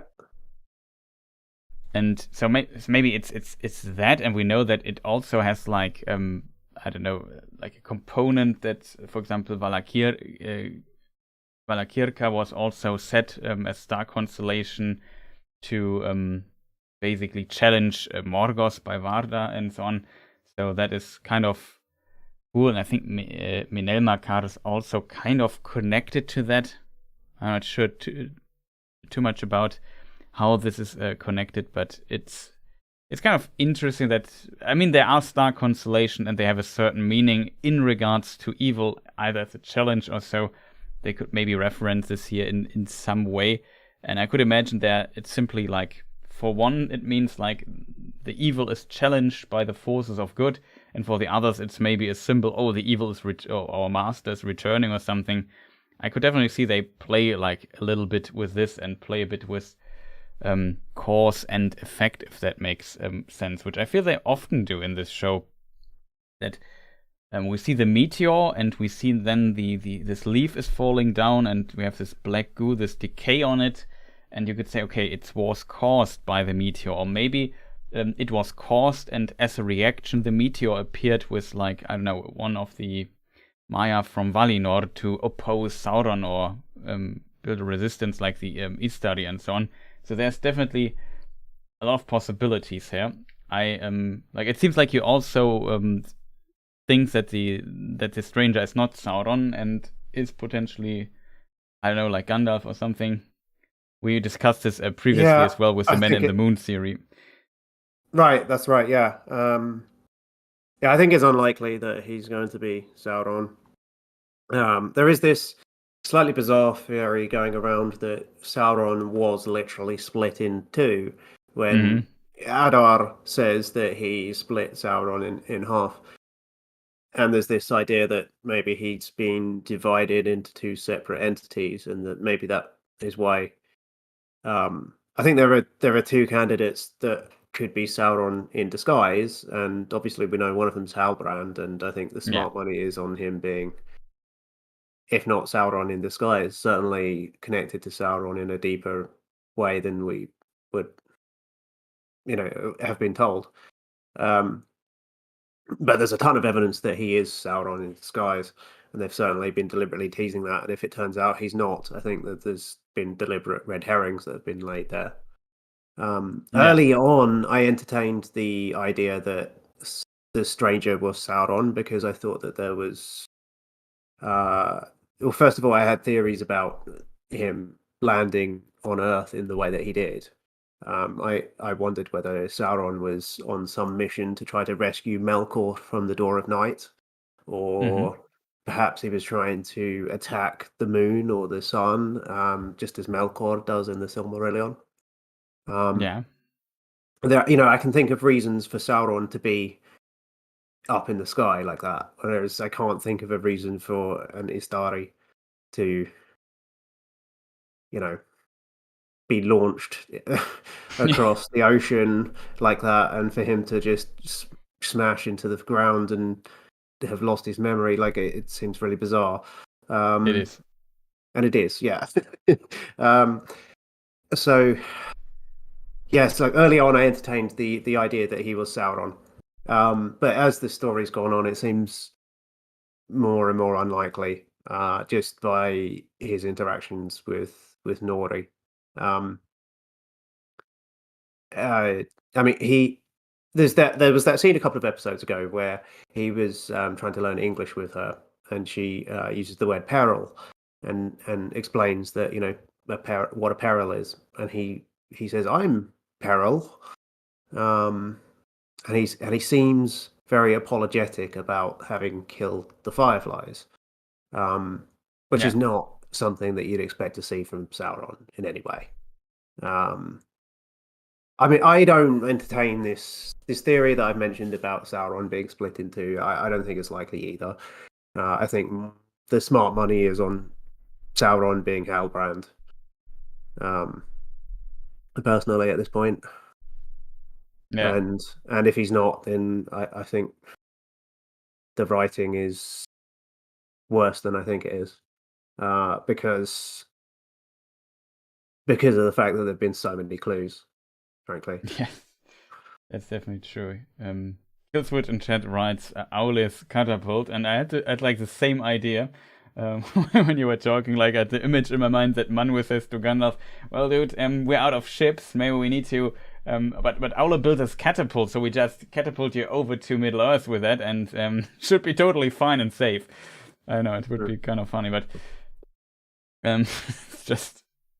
I don't fully understand. I still hope for like he's one of the blue wizards, or I don't know, a green wizard or whatever, like an unknown wizard type, because they don't have the rights to it, and maybe they can make one up or so. I wouldn't mind that too much, to be honest. If I was also for a long time on the boat that he might be Sauron, but with the last episode or so, I'm also with you that my bet is on Halbrand being Sauron. And everything else, I wouldn't say makes no sense. It's definitely possible that a new character that we have not seen yet working in the background will be revealed to be Sauron, and also a possibility. But I feel that's what I was hoping for mid-season. Yeah. I was hoping that Sauron was going to be off-screen somewhere in Eregion, and that he would be introduced towards the end of the season, and that he would reveal himself, or that he would reveal himself to the viewer, if not to the other characters there.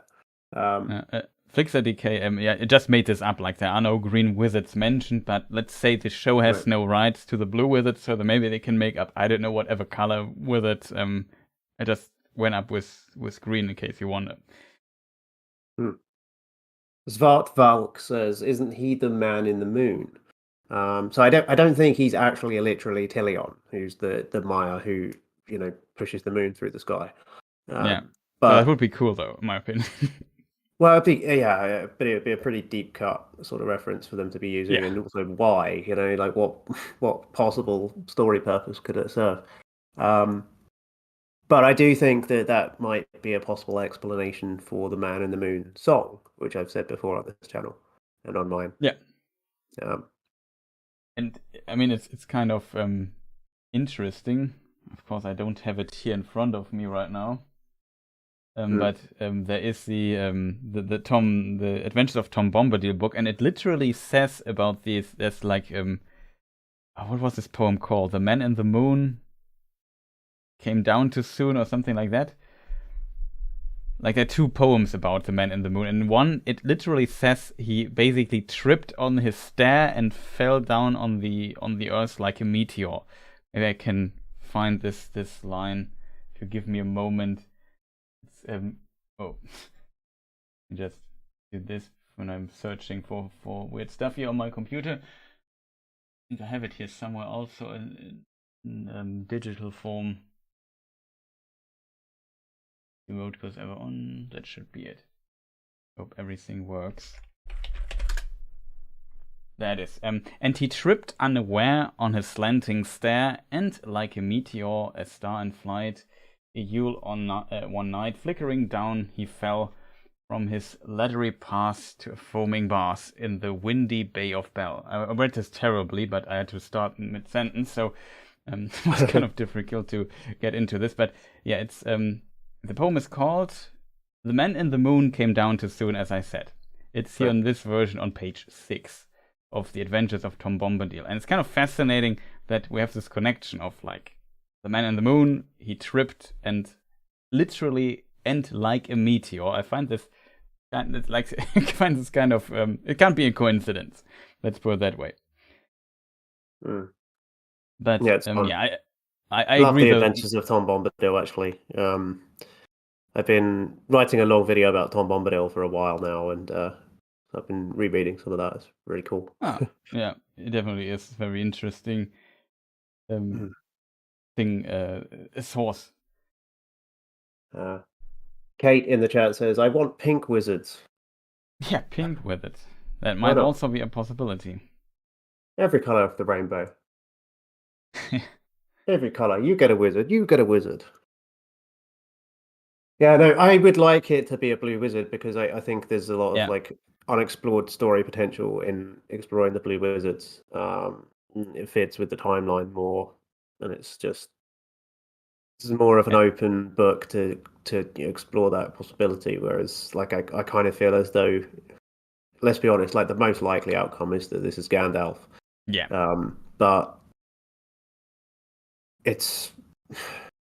I sort of feel like Gandalf's story has been told. I don't need to know, where he was in the Second Age and why, for him to have some adventure, it's ultimately going to be inconsequential. Doesn't really feel useful or original.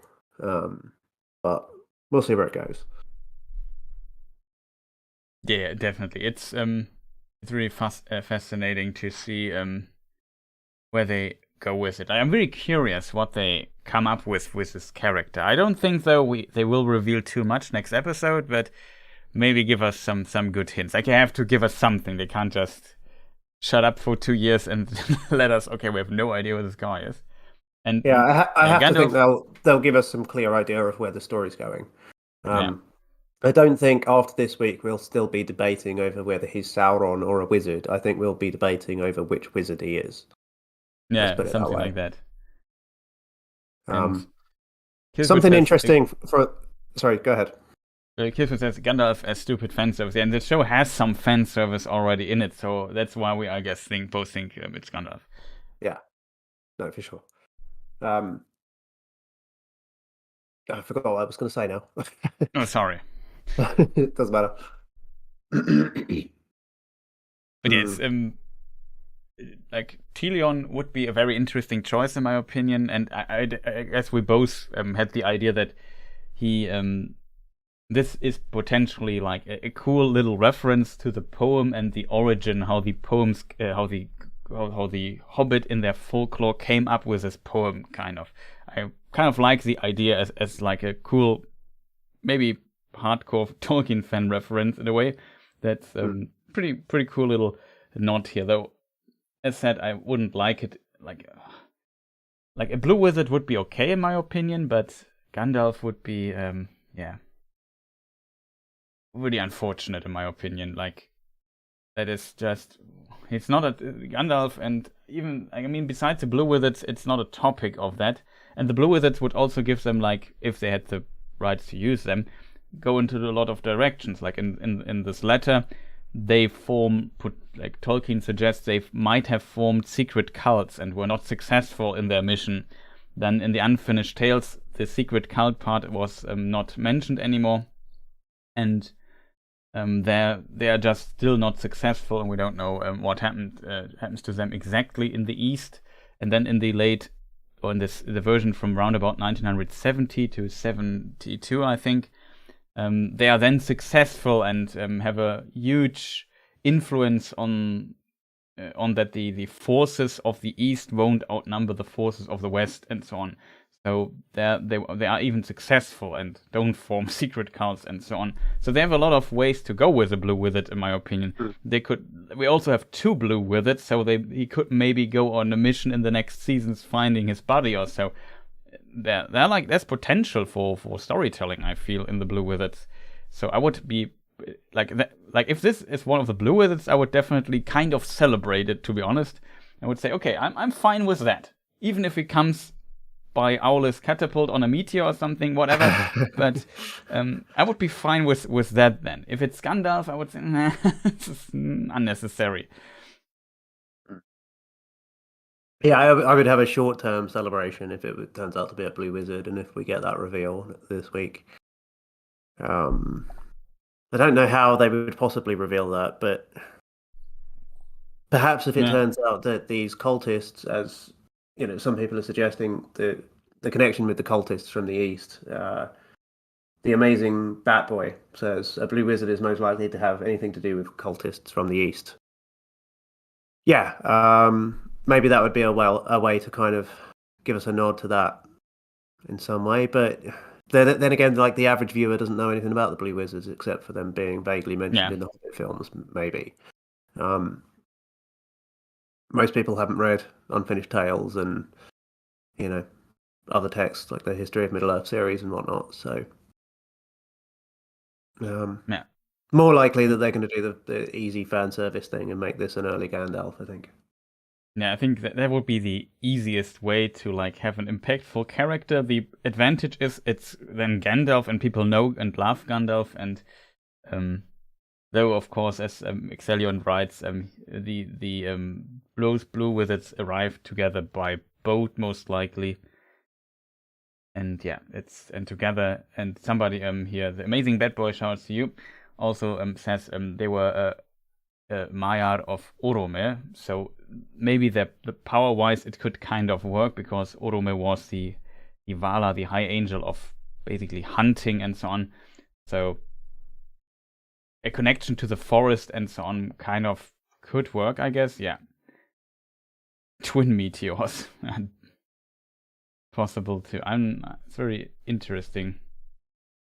Yeah, lore-wise, you're watching Amazon's Rings of Power. We know it's difficult always to foretell, but all we can do is go from the perspective of the books, because that is the only thing we have, right? It's everything else would be just randomly guessing stuff. So we have to kind of try to see what they might reference, what the thought process is, to make a good prediction, in my opinion. What did you think of Nori's kind of journey in this episode? Just to change topics a little, because and the Harfoots in general, and them deciding to, leave as a small group to find him again at the end, and how they got there, because she was scared of him after the last scene that we saw with him in the episode before last. He did that whole healing thing, and then there's this journey that they go on in this episode with him, where they get to the grove and discover that Mount Doom has spit fireballs out, and that they've landed and ruined everything. And then he tries to heal it, and it works, but not quickly enough for them to have a mishap on the way. Him talking about him being a peril. He's right. He is a peril. He's definitely dangerous. And I think she's right too. I think he is good. I think he wants to do good. and they kind of send him on his way. But she has a conciliatory moment where she gives him an apple before that happens, which is before she knew that the grove had regrown, which happens the next morning. So it's quite a significant moment from that point of view for her to still, extend that olive branch, as it were. Definitely. I don't know. I don't have that much to say about it, but I think it's maybe worth discussing a bit. Yeah, for sure. It's kind of interesting in that regard that like you said, Nori was like a very good friend, kind of the only friend of the stranger, and he saw the good in him, as you pointed out, and then suddenly she got kind of hurt, and in the process, and he noticed, okay, this guy is also dangerous, and we have to be very careful. And then, like, in a way, I described him in like in my speculation video or in my review as clumsy, if that makes sense. Like, he has a lot of powers, but he can't control it in a way yet that he doesn't endanger is a danger to other people at the same time. And that in a way would kind of speak against Gandalf, because, or especially Saruman, means man of skill, and I don't know, I can't imagine the first time he appears in Middle Earth, he's this clumsy and does so many things. Like, I don't know, it would not fit to the character. I mean, Gandalf, I don't know if it kind of works. Could you also see Radagast or so? But yeah, that's a different discussion again. It's kind of interesting to see, though, like the symbolism of the apple. I remember how we speculated this maybe what symbolism there might be behind. It's just very interesting. Then the development of the hobbits, that it's kind of like that at the beginning Nori was the only friend, and then suddenly even Sadok says, hey, shouldn't we ask your friend for help? And then later suddenly he seems to be the stranger's best friend in this episode, actually. Yeah, exactly. It's kind of interesting, so interesting to see the change there in the relationship to the stranger. He becomes more and more accepted, but then with the incident where almost Nori's sister is potentially killed by this tree, maybe Nori herself too, they say, okay, dude, we maybe know you want to just help us, but you're also dangerous, so probably you have to go. And it kind of makes sense, I guess, in a case. And then next day they notice, okay, maybe he just almost killed the sister of Nori, but he also made all the trees here suddenly bloom and so on. And now we have apples and fruits that were not there before, so that's pretty awesome. It's an interesting thing then. I could imagine that the hobbits feel kind of conflicted of sending him away, being so impatient with him. And then when Nori again confronts in this other scene the mystics, whatever they're called, the cultists, then things start to happen, which is a very interesting. Then suddenly they have to change their complete life because their cards get burned down and destroyed.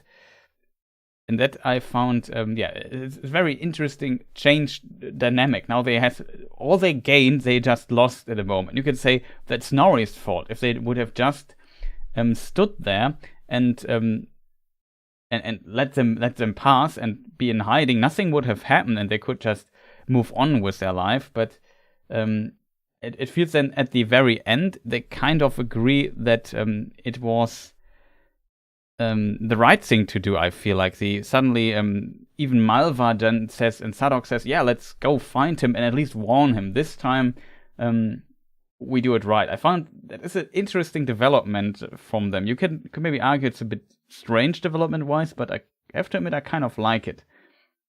I'm not sure no way they're going to get to him first, is there? Yeah, that's true. They can't. It's not possible. I mean, not with their little legs, for one thing, and for another, the Dweller seems to, at least, if not all three of them, seem to have some kind of clairvoyance about seeking him out, because all it takes is for them to examine the tree that he regrew for them to figure out which direction he went in. So, how on earth do they intend to get there first? Yeah, it's definitely a good question. But I suppose at maybe least you could argue they know the territory better, perhaps, but maybe they don't can know. catch up or so. So he's then, when the confrontation might happen, he's not alone or so. Kind of interesting how this will be revealed next episode. We've seen a few shots already in trailers and preview, and kind of interesting to see what might happen there. But it's really hard to foretell. Did you, like, I don't know, there's a scene, like, it's kind of fascinating that the Dweller picks up this flower, and at the moment the Dweller, let me just see if I find it. This scene is very difficult to find. It's a fire scene. Probably, wait, I have to search it frame by frame, as I don't find it. There is a scene when Nori gets in, I found it, gets in contact. Did you notice that the Dweller, when the Dweller is behind Nori, that she grabs the flower in her hair? Right. For whatever reason. That is, have you any idea what the meaning of that could be? I'm not certain, but I wonder whether that was that was like a spell component for her to blow the fire and blow up the camp. Yeah, that's a very good theory. I use the term spell component as like a Dungeons and Dragons tabletop RPG term, but like it's like an offering somehow or something. It's something that's being expended in order to make that happen. That's how I took it, but I could be wrong. We'll probably never find out. Yeah, true. But I just find it very fascinating. But we see her picking flowers 2 times in the same episode. That's kind of interesting. I also noticed, like, the way the actress played this scene here, grabbing or checking the tree, just touching it and feeling where it almost feels like she's blind. You know what I mean? Kind of. I think that she's seeing things in a different way, though. I think she's... Yeah, something like that is definitely possible. She's seeing like into the unseen you see realm, how she touches the tree, and suddenly, oh, there's something, and then she notices, there's a flower. It's kind of like an interesting detail, I feel. The thing with her also, with going back to the picking the acorn out of Nori's head, it reminded me of the pine cones in The Hobbit. Yes. A little bit, when they come out of the mountain and get attacked by the wolves, and they're up the tree, and Gandalf starts lobbing fiery pine cones at them.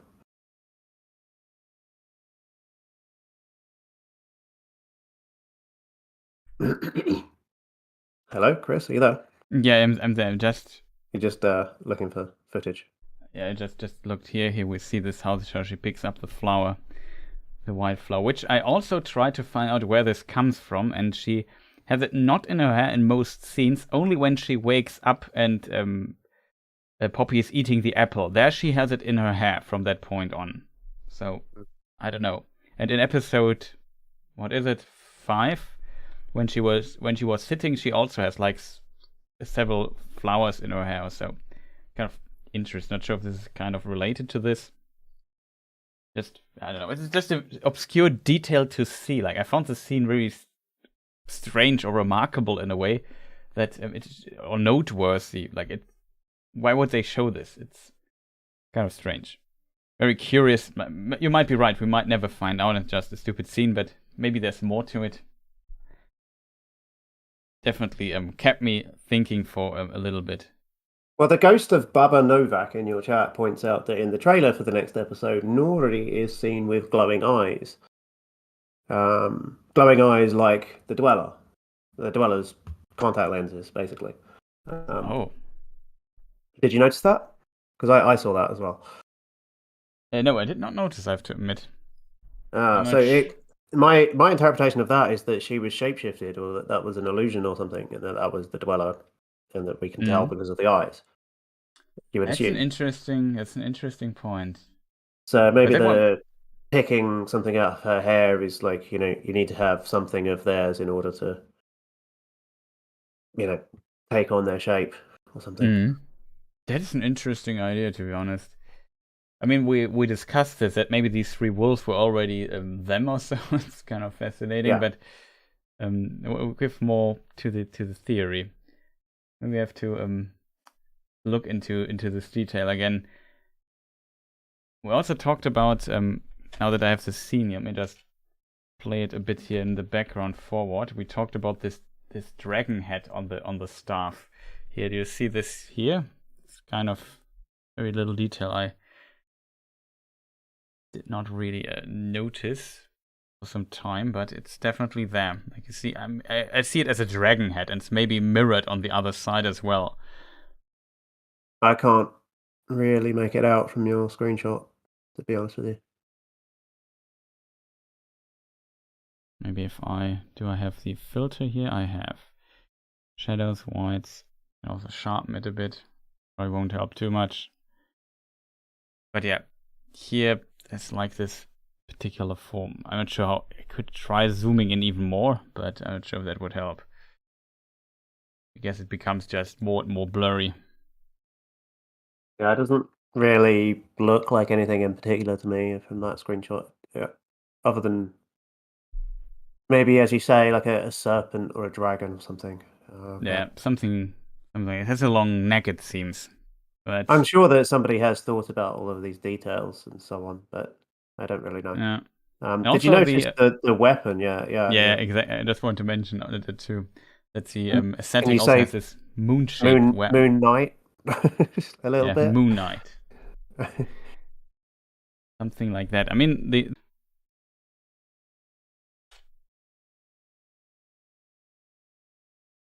just have a green picture. It's kind of funny. Yeah, refresh the stream here. See what's going on. Yeah. No, it crashed. Am I back? Okay, I think we are back. Can you hear me, chat?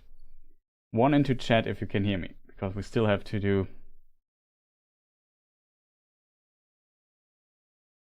Okay, we're back. Awesome. So, in theory, people should be able to hear you again. Of course, now I have to realign here all my windows. Just hope everything kind of works again. This I don't need. But yeah, we should be back. Thumbs up in chat. Now it's working. Sorry, the computer just, I don't know. The encoder of OBS crashed for whatever reason. And that means I had to restart OBS, but stream should be back now. I'm currently working on getting the image back to the point where we just were.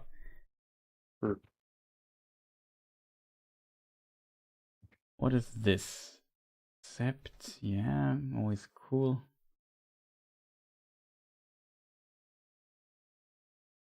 Templates, that should be that. Okay, slowly making my way back. People are also coming back. Awesome. Can we get a poll to see if we are back?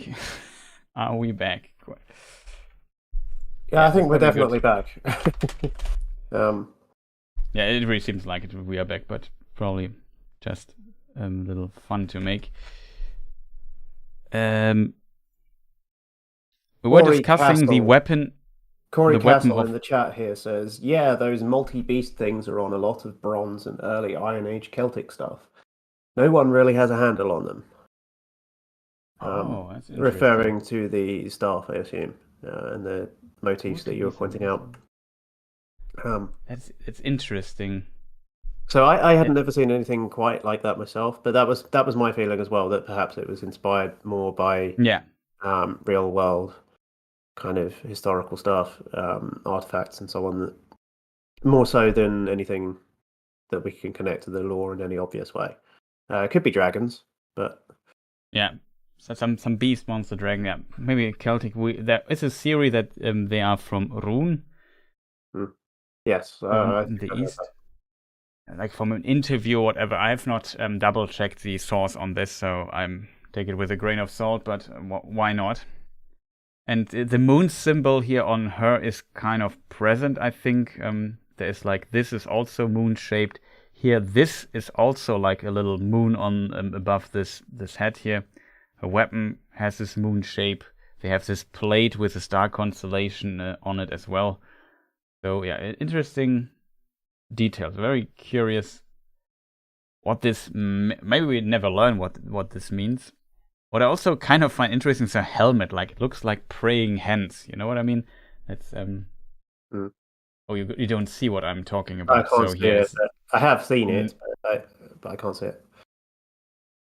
So yeah. Here is the it is moon shaped. This here above this thing is also moon shaped. Very hard to see on this particular screenshot, and so on. So the helmet is also very interesting in this context. Yeah, the most obvious detail on any of these props is the Eye of Sauron, I think. Yeah. The other stuff, like the sun and the moon being emblems of, like, honestly, like, I think of Gondor and Numenor, yeah, that's true. Aragorn when I think of the sun and the moon.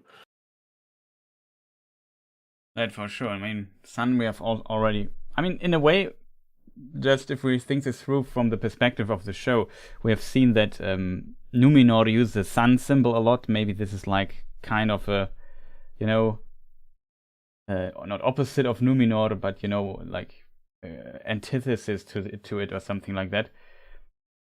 So maybe they go for something in this direction. Would be kind of interesting.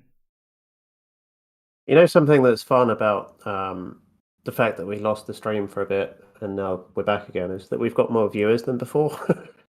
Yeah. I don't know if you noticed that, but I'm assuming people got notifications. Yeah, that is a possibility. It would be kind of interesting. So welcome for everybody new here to the stream. We're already in for quite some time though, and we'll probably not go for that long anymore because I can of course occupy dense, valuable time too much. Yeah, I do have to go soon actually. Is there anything that we haven't discussed that you wanted to? I mean, we already jumped into this for a moment, but we have of course the Halbrand scene that he starts riding at the end, which we already mentioned. Yeah, it's kind of weird considering the distance at the beginning of the stream. I don't know. Is there anything to add? Like, we both agree it seems that he is most likely Sauron. Maybe you want to elaborate a bit on your reasoning behind that, if you want, for a short moment. Well, so first of all, it made sense from a narrative point of view in terms of the internal storyline of this show rather than the books I'm talking about here. Because of the kind of irony of the prophecy that Gil-galad made in the first episode, where he talks to Elrond and he says to him that they are trying to avert the prophecy that they had both foreseen that Galadriel's search for Sauron will stoke the flames that she seeks to put out, kind of thing. And in doing so, in trying to avoid that outcome, they've actually caused it by diverting her course to meet Halbrand in the middle of the ocean. And then when you look at him and some of the things he's said, the first two lines that we got from him were appearances can be deceiving and the tides of fate are flowing or something, which is an exact line from Galadriel in The Lord of the Rings, actually. I don't know if I've got that quote quite right or not, but certainly both of those lines were very suggestive when we first met him. He's been thoroughly unscrupulous and untrustworthy the entire time until he has a sudden change of heart, which results in him being crowned the king of the Southlands, which is actually Mordor. And so when you add that all together, we've got a guy who has now become the king of Mordor, who is not trustworthy. When you add the line that he he advises Galadriel while they're in Numenor to look for the thing that they, in order to manipulate people, look for people's weaknesses and give them a means to master it. Yeah. Which is very Sauron way of thinking. And then, of course, the stuff with Adar in the last couple of episodes, where, or particularly the previous episode 6, where there's the interrogation, and he says, "Do you remember me?" and he doesn't remember him, and then, of course, the very obvious teasing scene of him stopping Galadriel from potentially, torturing him, but also Adar asks, "Who are you?" and he pauses and walks away ominously. Yeah. So there's been a ton of evidence, a ton of clues. It's the most likely possibility by far. The Amazon marketing team have also been tweeting, "Who is Sauron? Who is Sauron?" over and over for the last couple of weeks. And so they definitely want us to think about this. And there's really only one likely contender in my mind at this point. So Yeah. Fully agree. Like there's not many possibilities they can go to. Yeah. As for this scene, as you point out, it's very silly that he's going on a horse and riding for hundreds of miles with a potentially infected wound that, on the one hand, is justification for him to come with her because we need to get him to meet some elves now. And on the other hand, the elves are hundreds of miles away, and somebody said on Twitter the other day, I saw, when this show needs to, it moves at the speed of plot. When we need to teleport somewhere, not see the journey, and just ignore the distances between places, then that's what happens. So it feels like just a reason for the plot to move him to Eregion, basically. So that's what we're going to see in this episode. We haven't seen him in any of the teasers either, really. Not that I've seen, anyway.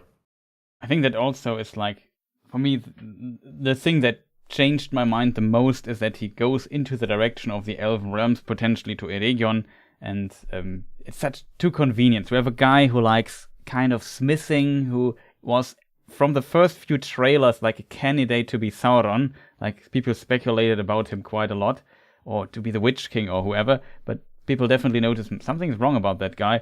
And now he goes to Eregion with Galadriel, so it would be absolutely perfect to get things going.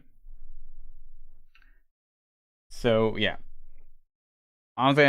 these are already our expectations, I guess, for the next episode, right? So to even cover this, but yeah, I fully agree with the points you made, and find it really interesting, or really like also shocking that it's the last episode that we might see in a few hours. So that is really, really insane. Almost, I would say that we already passed the show already. Yeah, it has gone really quickly, hasn't it? The time. Yeah, 100%. It's really. I mean, as a creator, it was also a busy time, I have to admit. Mm-hmm. But yeah, it was really intense. Not gonna lie there. Yeah, 4 hours to showtime roundabout, so we definitely should wrap up the stream really slowly. Maybe, I don't know. Is there anything you want to add to the topics here? Then I would just say I call it a day, and also what do you call it? Auflösen you. I say who won the raffle. That's also a thing I need to do. Oh. Yeah, do you want to get that up, and while you're doing that, I can maybe just talk about what I'm working on and where to find me and that sort of stuff. Yeah, exactly. So tell me what's I don't going really have on your anything else channel. to add. Yeah, so if you don't know me, I'm voice of Geekdom on YouTube, and I cover the Silmarillion and the Lord of the Rings, and currently this show. I'm covering the finale on Saturday night. I'll be live streaming.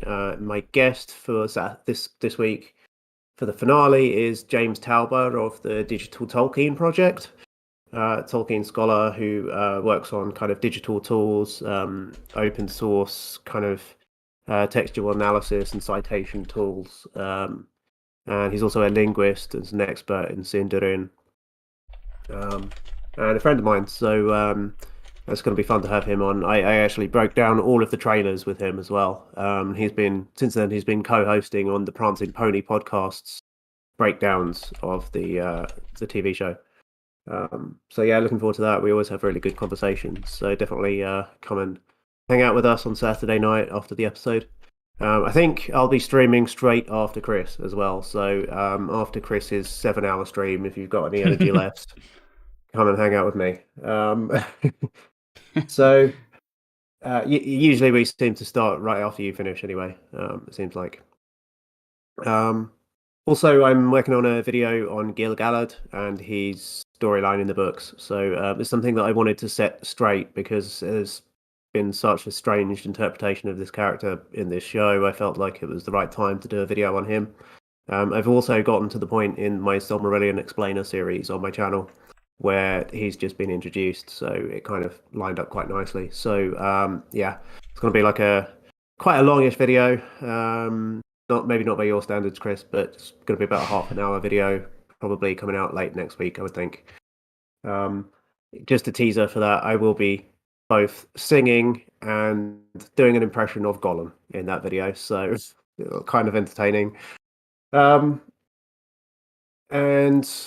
yeah, working on other content as well. I've got a long video on Tom Bombadil that I've been working on for some time. And I'll be going back to my Silmarillion Explained series soon as well, with the start of chapter 19, the Beren and Luthien chapter. So I've kind of started pre-production work on that a little. And I've casted voice parts for that as well, because it's all voice acted, that series. So I've got a couple of people lined up to play Beren and Luthien, and I've got some other people in mind to play some of the other roles. So I'll be working on that soon. Yeah, the amazing Bat Boy says, don't forget to like the stream. So yeah, definitely, if you've been watching, make sure you do like the stream. If you're watching later, leave a comment for Chris. And yeah, that's me done, I think. Awesome. So yeah, and posted your thing in chat. It will also be in the description of this video when you watch it as a VOD, and we don't have chat open, so you should find it. You also just search for Voice of Geekdom on YouTube. You also probably, the channel should pop up fairly fast, I think. And yeah, definitely check Dan's stuff out. Always pleasure having him here on chat, or being on his channel, chatting with him. Pretty awesome. So we also have a winner for the raffle, which is Thomas B. Anderson. I'm not sure if he's still here in chat though. If not, I probably have to I don't know. He needs to comment in the comment section, so I ping him. I will find a way to communicate. And yeah, congratulations for that. I could totally use Xbox Game Pass. You were in the raffle though. There were a lot of people in it. And yeah, unfortunately, we already have a winner. I hope he needs this. And shoutouts again to the person who sponsored the code for like the Game Pass stuff. Pretty cool to have like a raffle here. But yeah, better luck next time. If there will be a next time. Yeah, I wish my fans would give me free stuff. Yeah, that's true. I was like very generous of the person who donated this code, and said, yeah, Chris, maybe if somebody in the community needs it, maybe do a raffle or so. And yeah, here we did it. So yeah, I hope Thomas will have a good time with it. And that, I guess, wraps us up. As said, I don't want to occupy you longer than it needs to be. We already went far over time, but we also started a bit late. I'm actually, where's my time thing? Okay. Yeah, we also started a bit late, to be honest. So we are just slightly a bit 2 hours, just from the total stream time. But yeah, no excuse. Let me just see. I already rolled the credits, I would say. And yeah, shoutouts to all the supporters. Was a blast covering the show so far and having you guys in chat. I hope this time we included chat a bit more than usually in the roundtable streams, in contrast to, of course, the other streams I do, like in the live, in the episode analysis streams. Usually I talk a lot to chat. Sometimes a bit difficult doing the production stuff. Sorry for the little technical hiccup here in the stream that I got, like, my OBS crashed. That's of course unfortunate. But yeah, as you have seen, I have a lot of windows open in the background, so it can happen easily. Especially like having, like, skipping through the whole footage of 6 episodes in 4K resolution, which is literally several hundred of gigabytes of data. So shoutouts to my computer that he can do this for several hours without any problems. But yeah, was a lot of fun. As Dan already luckily said, do the YouTube things. Like, subscribe, write a comment on this. Maybe check the review. I also plan on doing, like, tomorrow a review for this episode. And like, for the final episode, I also want to do like something like looking at the complete, like, not in a lot of detail, but reviewing the whole season, like saying, okay, was it worse? What parts did work? What parts didn't work? Something like that.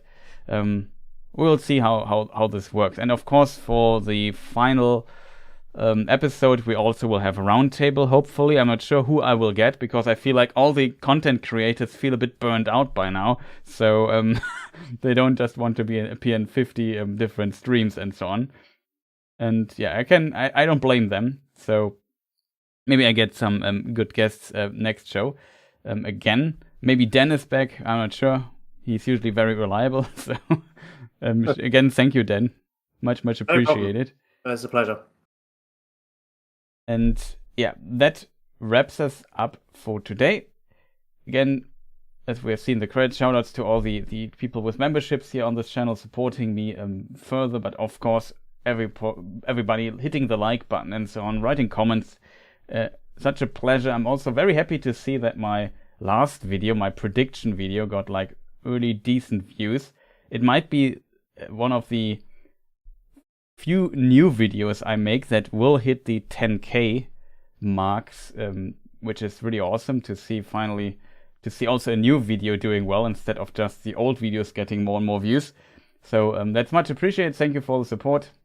And yeah, if you're new to this, as always, you know where the subscribe button is. But I guess that's it for today. Again, thank you to Dan and to chat for being patient with us and listening here. And we see our I will stream tomorrow or Saturday or something like that. There will definitely be content here on this channel in the next couple of hours. So look out for that. I wish you a lot of fun, all of you, with the final episode of the Rings of Power. And yeah, I hope it will be a good one. So any last words, Dan? No. Namarie. Namarie. See you next time. Goodbye.